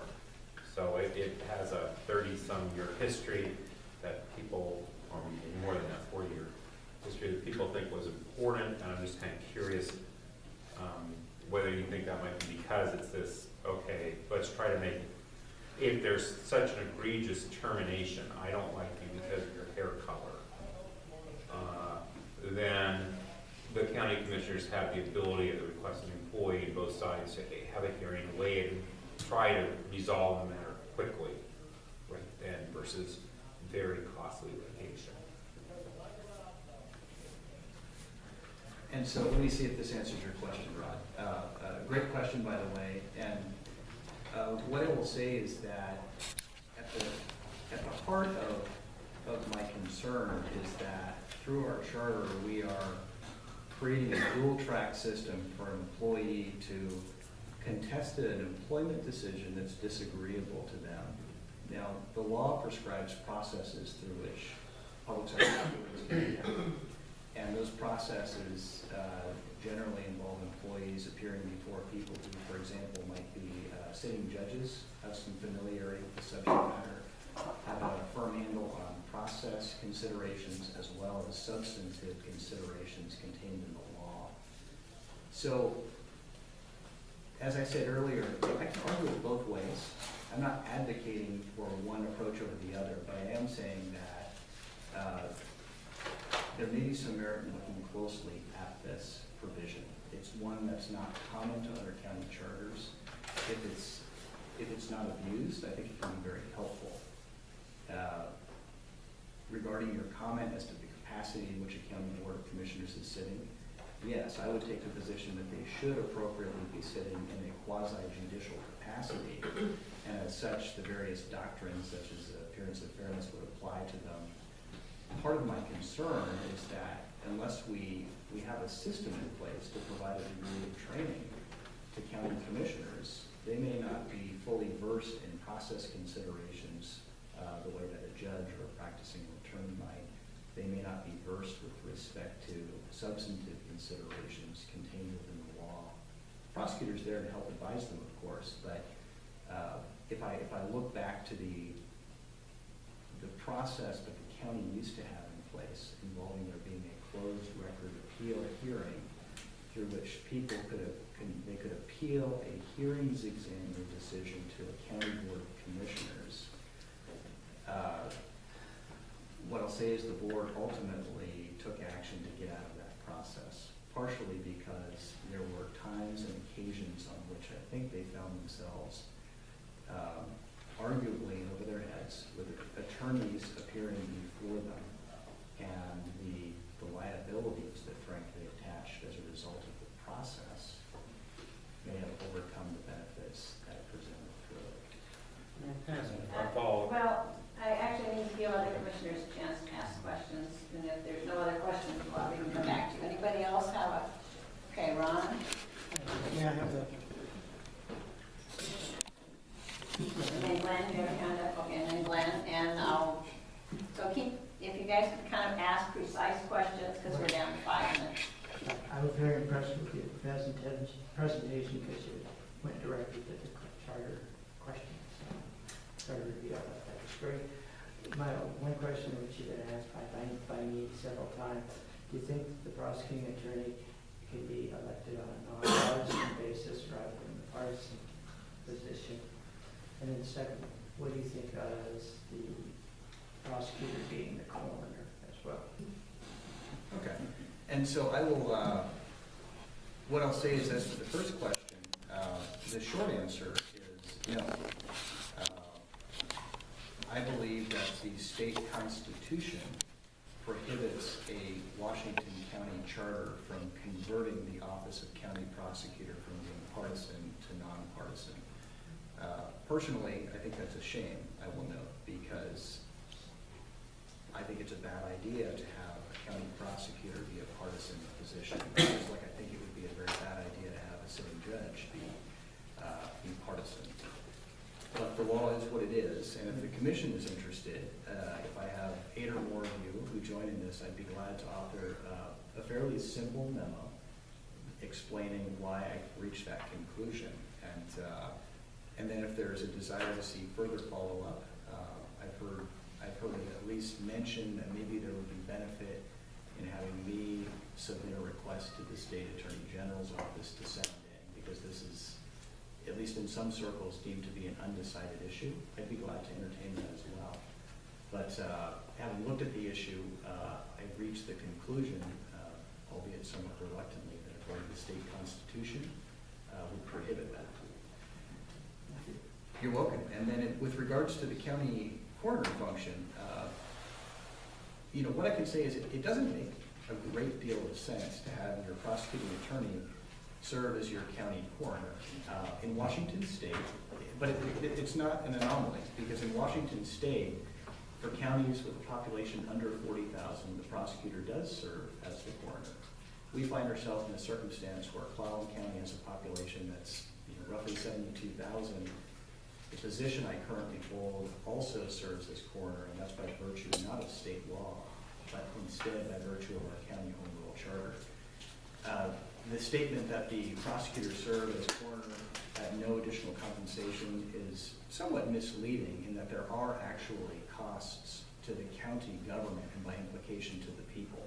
And the reason I say that is because the coroner's job is to conduct death investigations, and that's for purposes of ascertaining manner of death on the one hand and cause of death on the other, which are two separate things. Because most attorneys don't know how to do that, we enlist the services in part of law enforcement, and we also wind up contracting with a forensic pathologist who, on a per autopsy basis, charges the county to perform autopsies. So there are actually some costs there. Many people ask me, what's the big deal about this coroner function? It seems weird that you got it. It doesn't seem like that big a deal. I mean, when people are dead, they're dead. Just declare them so and move on. But that is very dangerous, and I would submit a short-sighted analysis, because what happens is that when a coroner determines manner and cause of death, and again, we do it in consultation with people with greater degree of training and expertise, we reflect that information on the death certificate. The death certificate gets filed with the state, and there are a number of different people who look at death certificates for purposes of developing mortality trends. And so county health officers, the National Institute of Health, drug companies, they look to see what people are dying from. They look to see if a firearm was involved, what type of firearm. The government does that. And so it's very important that you have correctly identified causes of death, that you have correctly identified manners of death, because this is how collectively we as a society can track our health, our trends in health, and our trends in mortality. So very important function. What I'll say is that I think all things being equal, it works pretty well in Clallam County. I really enjoy the function personally.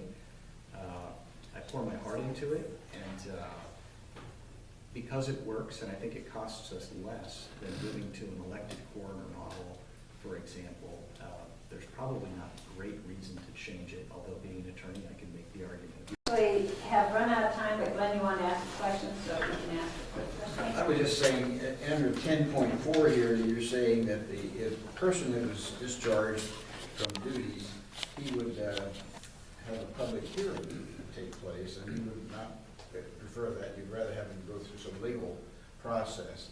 Is that legal process something the county would pay for? Well, it depends, frankly. I mean, ultimately, yes. I think no matter how you slice and dice it, there's going to be some cost to the county or any public sector entity. No, I mean, cost to the employee of the district. Oh, well, yes, there may be costs initially. If they prevail, they can receive those back. They can recoup them. Oh, yeah.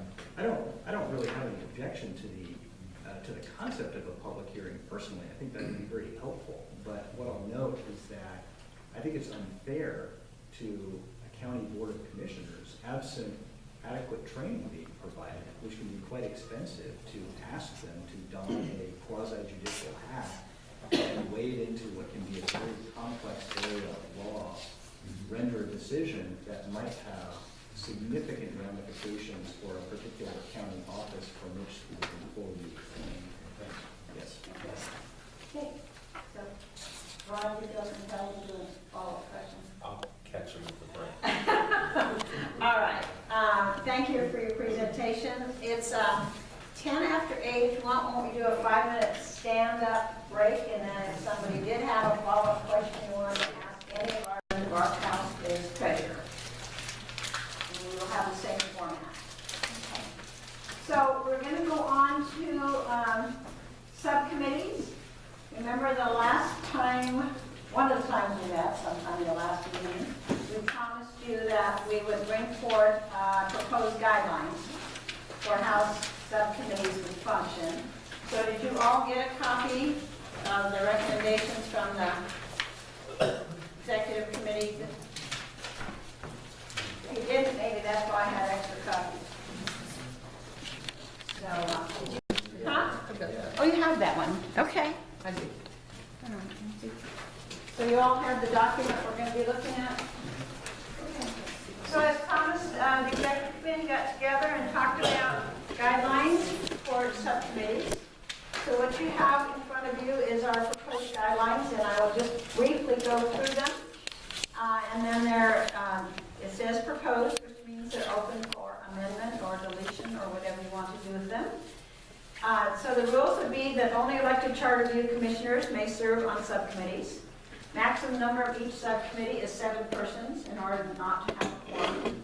Report of progress of the committee shall be given at each regular CCRC meeting so we can keep updated as to what is happening. It is recommended that Charter Review Commission members serve on a maximum of 5 subcommittees. The proposed charter changes from subcommittees shall be in writing with a copy given to each Charter Review Commission member, because discussion usually works better if it's around a written document. Mileage to and from your subcommittee meetings are eligible for reimbursement. Legal questions from subcommittees must be directed back to the Charter Review Commission as a whole before being submitted to the prosecuting attorney, as part of our philosophy that it needs to be a majority concern before. You can imagine how difficult it would be to have the prosecutor fielding questions from 12 subcommittees. It would get a little cumbersome. Articles that have 7 persons or more that are interested, we'll see if that happens. But if it does, then we could consider having the articles subdivided into sections. For example, Article 8 has 10 sections. Subcommittees are encouraged to do their research. to look at other county charters, to check with MRSC, to do those sort of things so that you are dealing from a research base on proposed language rather than just personal opinions. Which personal opinions are perfectly acceptable. It's just nice to back them up with some research. Subcommittees may submit, we're missing something down there? Okay. Subcommittees may submit both a majority and a minority report, but minority report must be from at least 2 or more members. The reason for that is if a minority report comes from a single individual, it really is not a subcommittee recommendation, it's an individual recommendation, and all Charter Review Commission members have the right at the commission level to submit their language. So that was the theory behind that. The final date of submittal of proposed charter changes of the subcommittee should be submitted by May 4. And that's based on, if you look at the calendar that we adopted, that we have 3 sessions that we talk about proposed charter changes, and on the May 18th, that it's a general meeting, and we will be creating pro and con statements. We'll really need to have proposed language ready to move on out to the public hearings. We encourage you to submit your committee language earlier than that so we can have some substantive discussion on the April 6th and April 20th meetings and the May 4 meeting. So you have these in writing in front of you, and it's open for discussion.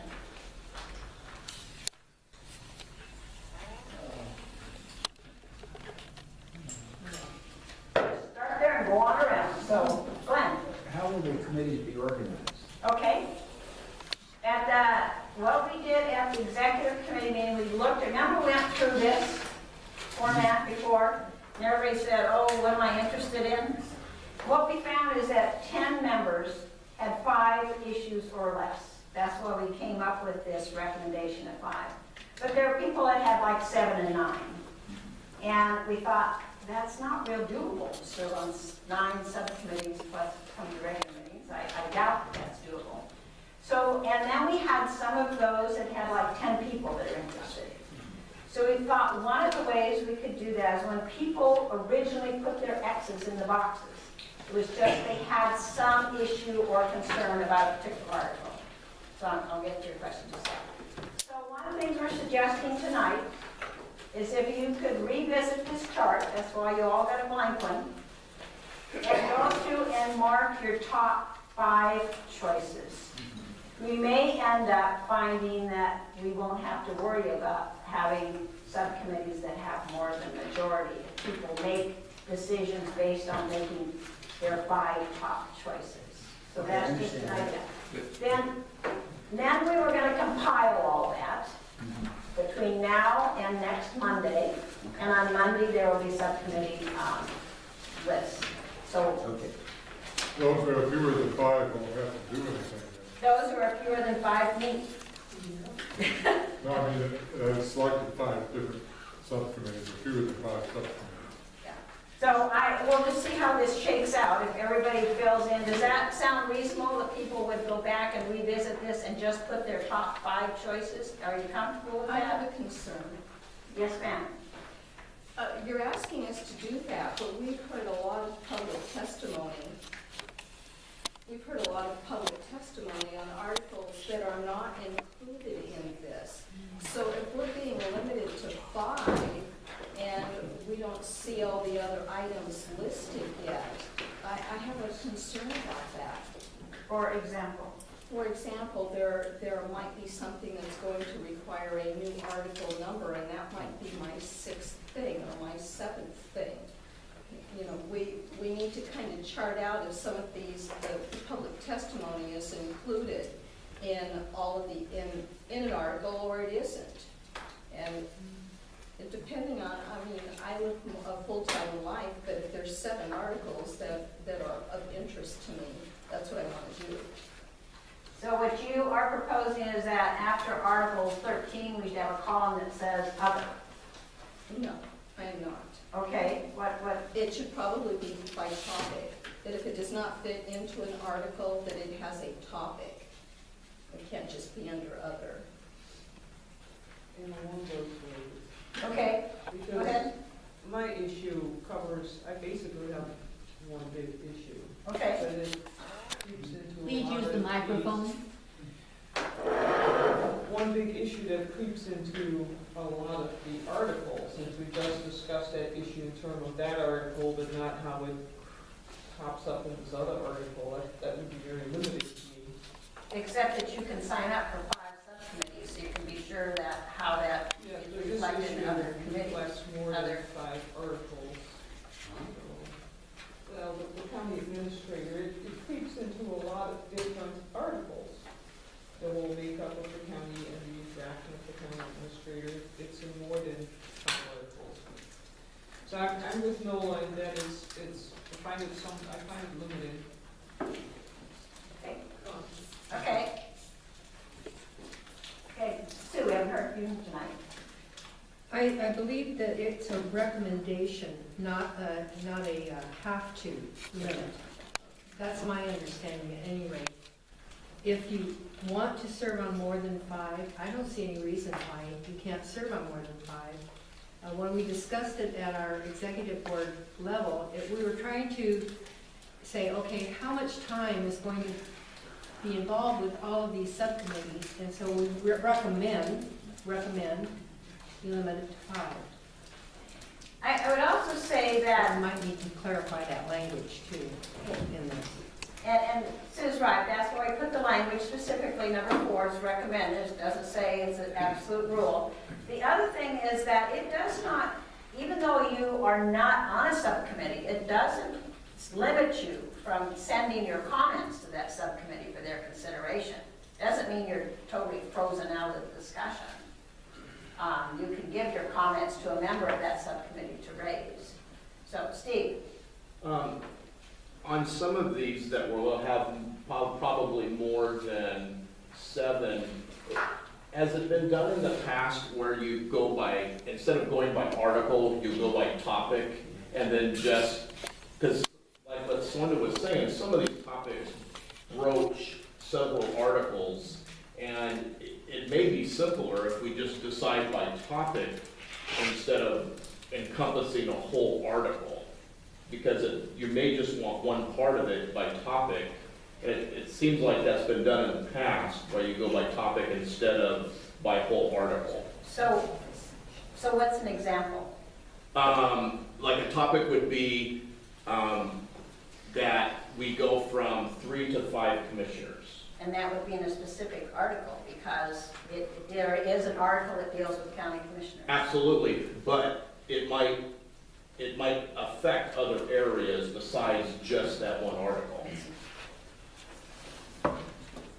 I'm not saying that's what we should do, I'm just thinking of a simpler way to organize this that may work. Organize the subcommittees.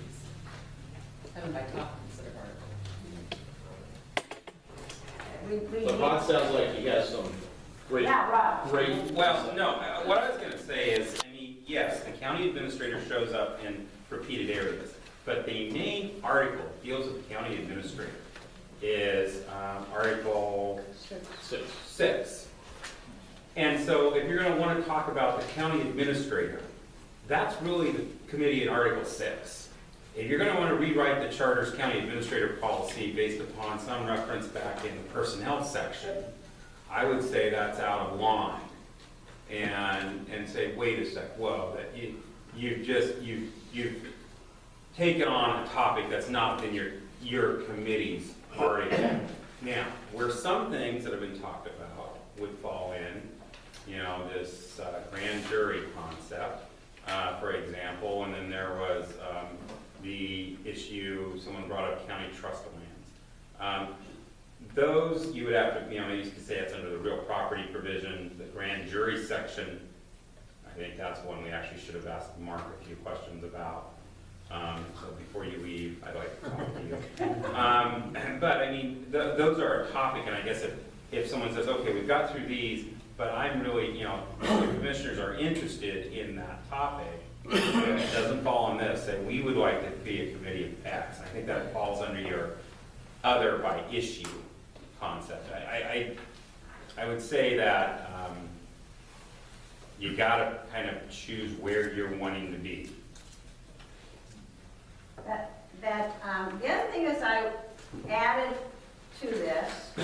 I went through and you can all, I'm sure you've all seen this, you can go online, find out all the amendments that have ever been proposed, and what passed and what failed, and when, what was proposed and when and where.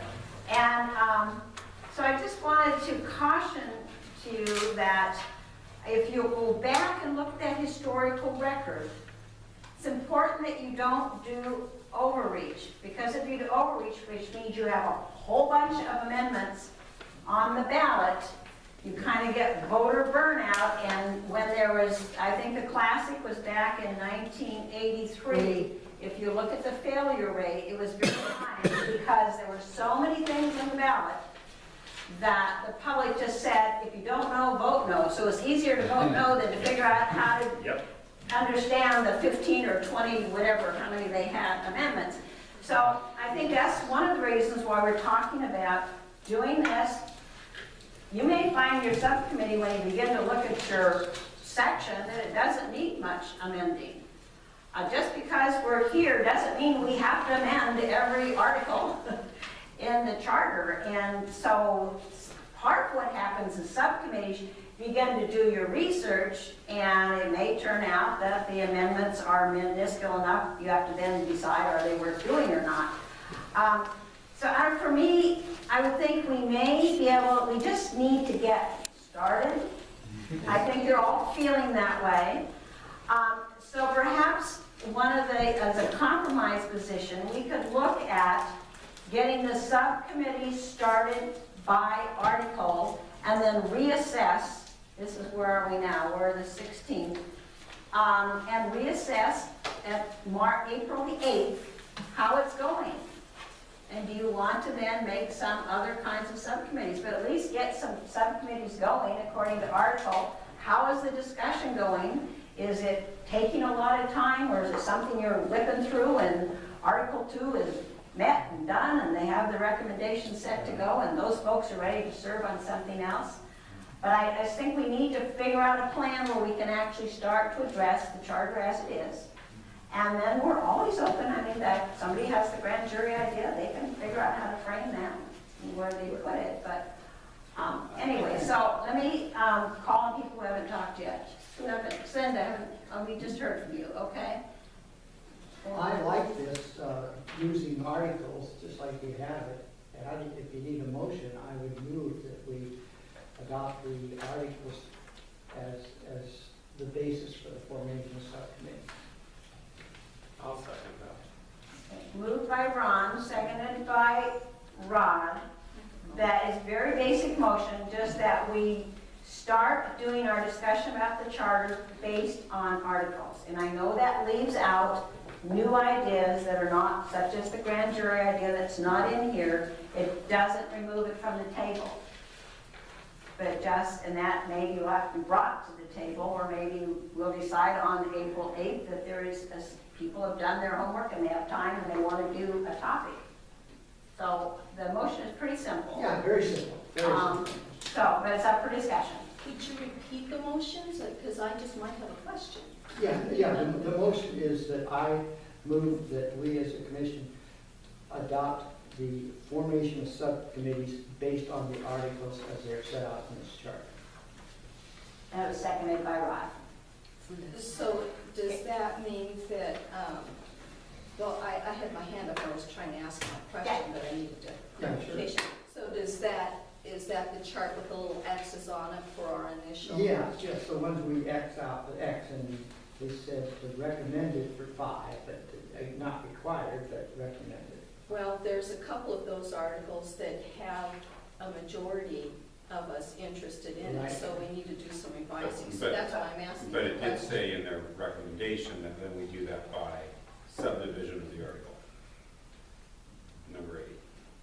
And also, we figured that if you accept this idea about people that you don't have to, but recommending that you limit yourself to 5 committees. Now, 10 of the 15 people have already willingly said, when this original thing here, is that they would only serve on 4 or 5 or 2 or 3, whatever. But if I have to limit mine to 5, and there are new articles that have come in, I may not want to serve on some of these articles, but I would rather serve on some others that would encompass those other things. That's why I have a concern.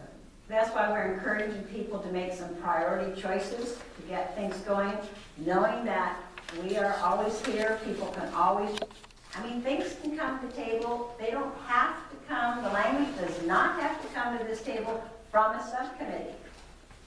An article or a language change can be brought to the commission by a commission member for discussion and adoption. Well, I'm going to vote no, because I want to be able to look at all of those issues that have been presented by the public and then make my decision on which articles I want to be on. Okay, well, my answer to that is that we need, as far as I'm concerned, everybody keeps saying, when are we going to have the meetings, when are we going to have the meetings? And now we're looking at, we need to have these changes in by May 4th, so we need tonight, hopefully, develop something that'll get us started. So what that is, I am willing to do whatever you're doing. So I'm going to call on Noah and then Steve. I have two things that I think might help with that, Norma. One of the things that I did is I went through all of the public hearings and the handouts that people had given us, and went through and tried to identify the specific article that applied to each of their issues. And I think if we can get those parceled out to whoever those committees are, then that will help that project. The other thing that I thought would be helpful too was on the areas that I saw where we had more than the 7 people, I looked at those articles to see if there was a logical break that we could make between those. And I did find on 2, 4, 6, and 11, I did found some logical ways we could divide those if we still stay with our interests that we expressed earlier. Right. And you're right, that's exactly what we should be doing, is we all got all that. That's why we did public hearings before we came to subcommittee meetings, so we get that input. And that's what we're supposed to be doing, is reviewing each one of us, what we heard at the public hearings, and bringing that to whatever subcommittees we serve on. So that I can't serve on all of those committees. Exactly. I'd like to share that information with those who are. Well, we all got the same information.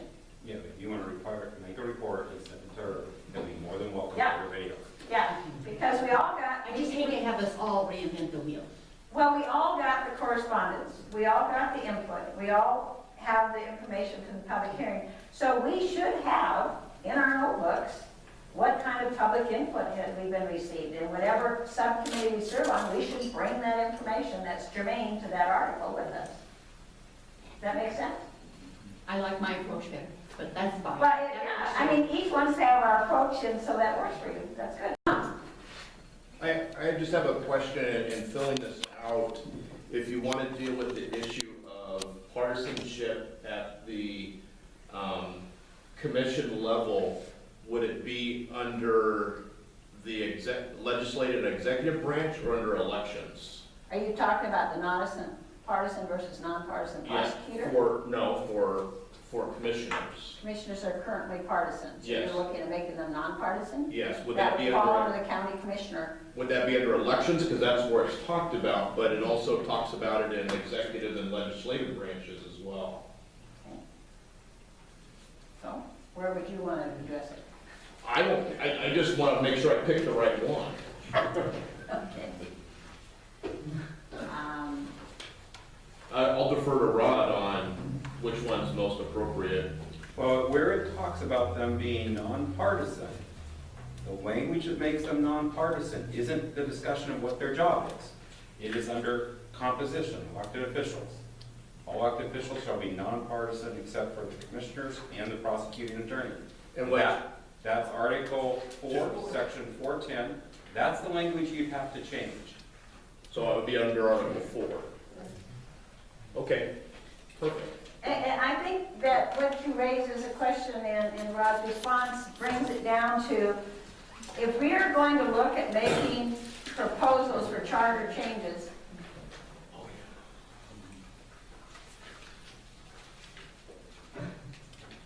if we're going to look for proposals for charter changes, we need to be pretty exact about where that would fit in this charter. Absolutely. And so I encourage all of you to read the charter closely and find out where your concern is. If you're not ready tonight, so let me ask it, We have a motion on the floor. I call for the question. Thank you. Those in favor of, Repeat the motion. well, the motion is that we set up subcommittees at this time. Should I add at this time? By articles. Moved by Ron, seconded by Rod. Question's been called for. Those in favor Well, of going? you have to have a vote. I know, that's what I'm calling for. I'm calling for a vote of closing off discussion and moving to the vote. Those in favor of moving to the vote, voting on this motion? Raise your hand. Okay, and opposed? Okay. Those in favor of the motion? Aye. And anybody voting no? No. You're voting no, Ted, and you're voting no, Connie. Okay, anybody abstaining? Okay, did you get that, Trish? And Connie voted no. Right. Okay. Could I make another motion? Got forward. I'd like to move, to propose that we accept the proposed subcommittee guidelines that have been outlined here. Okay. Moved by Glenn that we adopt the proposed subcommittee Second. guidelines. Seconded by Rod. Is there some discussion? Hearing none, those in favor of the motion? Aye. And those opposed? Okay. All right. So, now, how we put this into work. That's good. All right. So what I need to know, we have that, and then remember, we have a new commission member coming on, and I will meet with him and go through all this and have him make his X's on the matrix, so it'll be ready when we meet next time.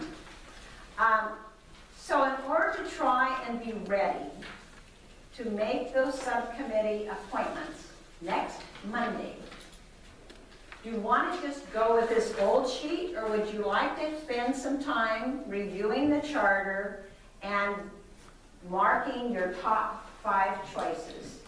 Send those to me. I will put them on the chart, and when we come Monday, I'll have an updated chart where everybody has a max of 5 X's. Yeah, I'd make a motion that we're allowed to redo it with the understanding that we're trying to get to 5.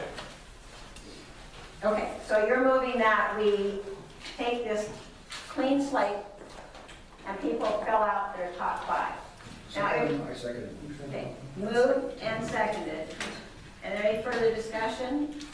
Right. My other question is, what if I know the 5 right now that I'd like to? I love you more for it. Well, can I do it and just submit it to you right now? Yes. Okay, okay. Not everybody will be ready, Yeah. but if anybody knows the 5 they want to be on, or the 2 they want to be on, or whatever you want to be on up to 5, I'd love it if you handed it in to me tonight. If you actually want to go home and look at the charter language and figure out where your issues and concerns are, and then do it and send it to me, that would be great too. What's your deadline?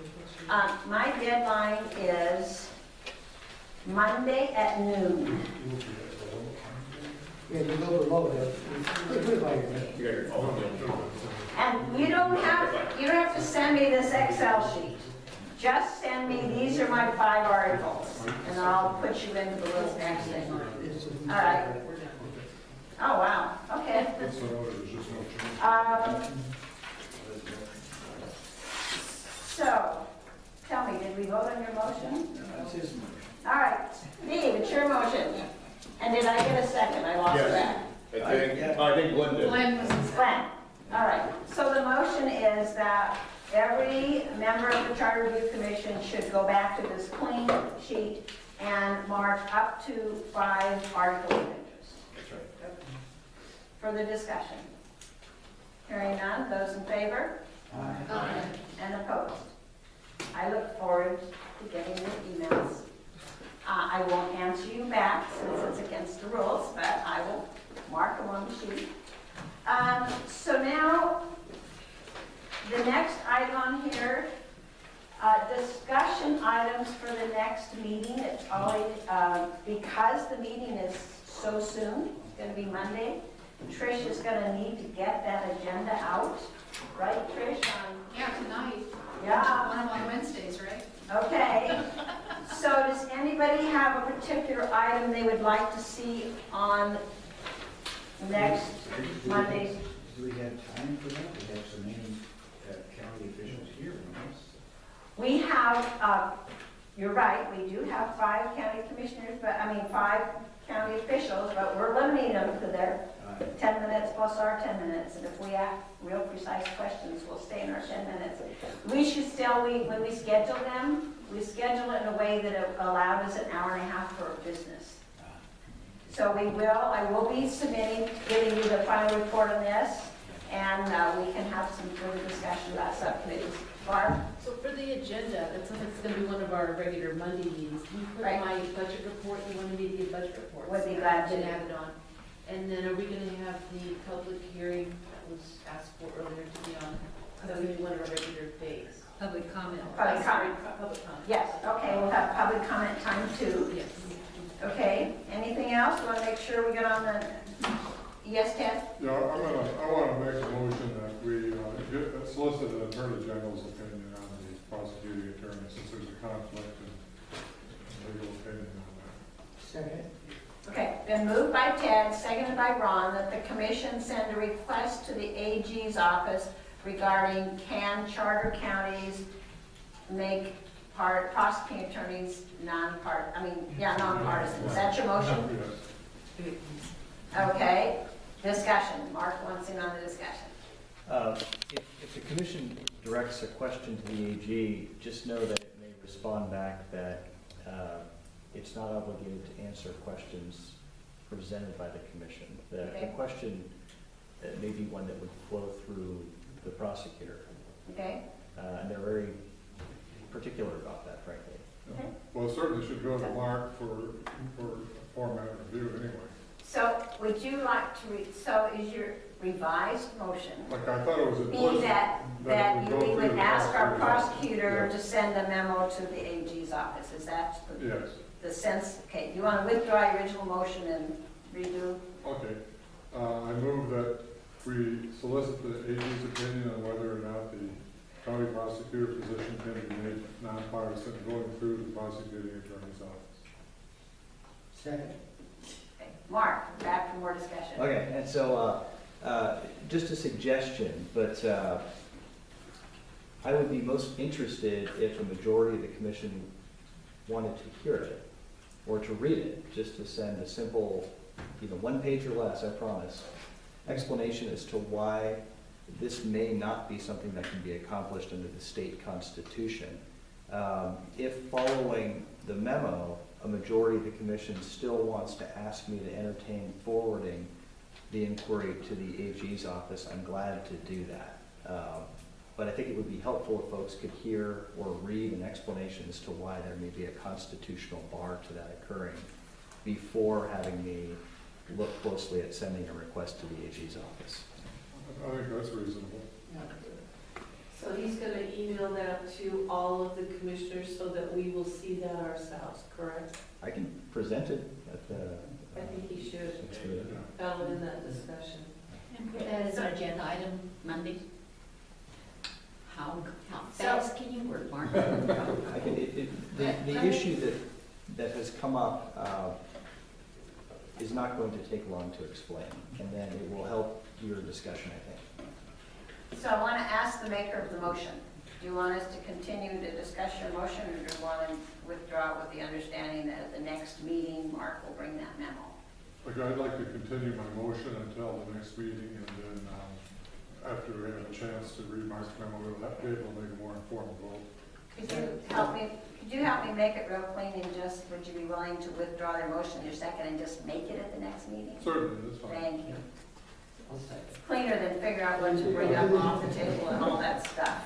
So, okay, so you've withdrawn your motion and the second with the understanding that at the next meeting, we'll put on the agenda that Mark is going to give us that memo for the discussion. And then, Ted, if you're ready to remake your motion after the discussion, that would work. Okay. Anybody else? All right. Then the last thing is good of the order. Does anybody have anything they just like to comment on for whatever reason around the table? Yes, Mike, Doherty. I think we added general public comment. You know, I'm willing to, as long as Mark tells us we can do that. And the reason I'm saying that is because this is a special meeting. You get in trouble if you change the agenda. So I just want to know, can we add a second public comment No, onto our agenda? not without violating the Open Public Meetings Act. But it's in our bylaws that we have both. It specifically says in our bylaws, we shall provide two public comment opportunities. Minutes and regular meetings. So we're violating the bylaws of the open public. That's a regular meeting, so Linda, this is a special meeting. I get hung up on this term. I get hung up on all these problems with these special meetings and general meetings, so. Other comments? So, well, we will next time for sure have 2 public comment sessions. Other comments around the table for the good of the order? Move to adjourn. Second. Thank you, and I'll bring equal number of snacks for next week.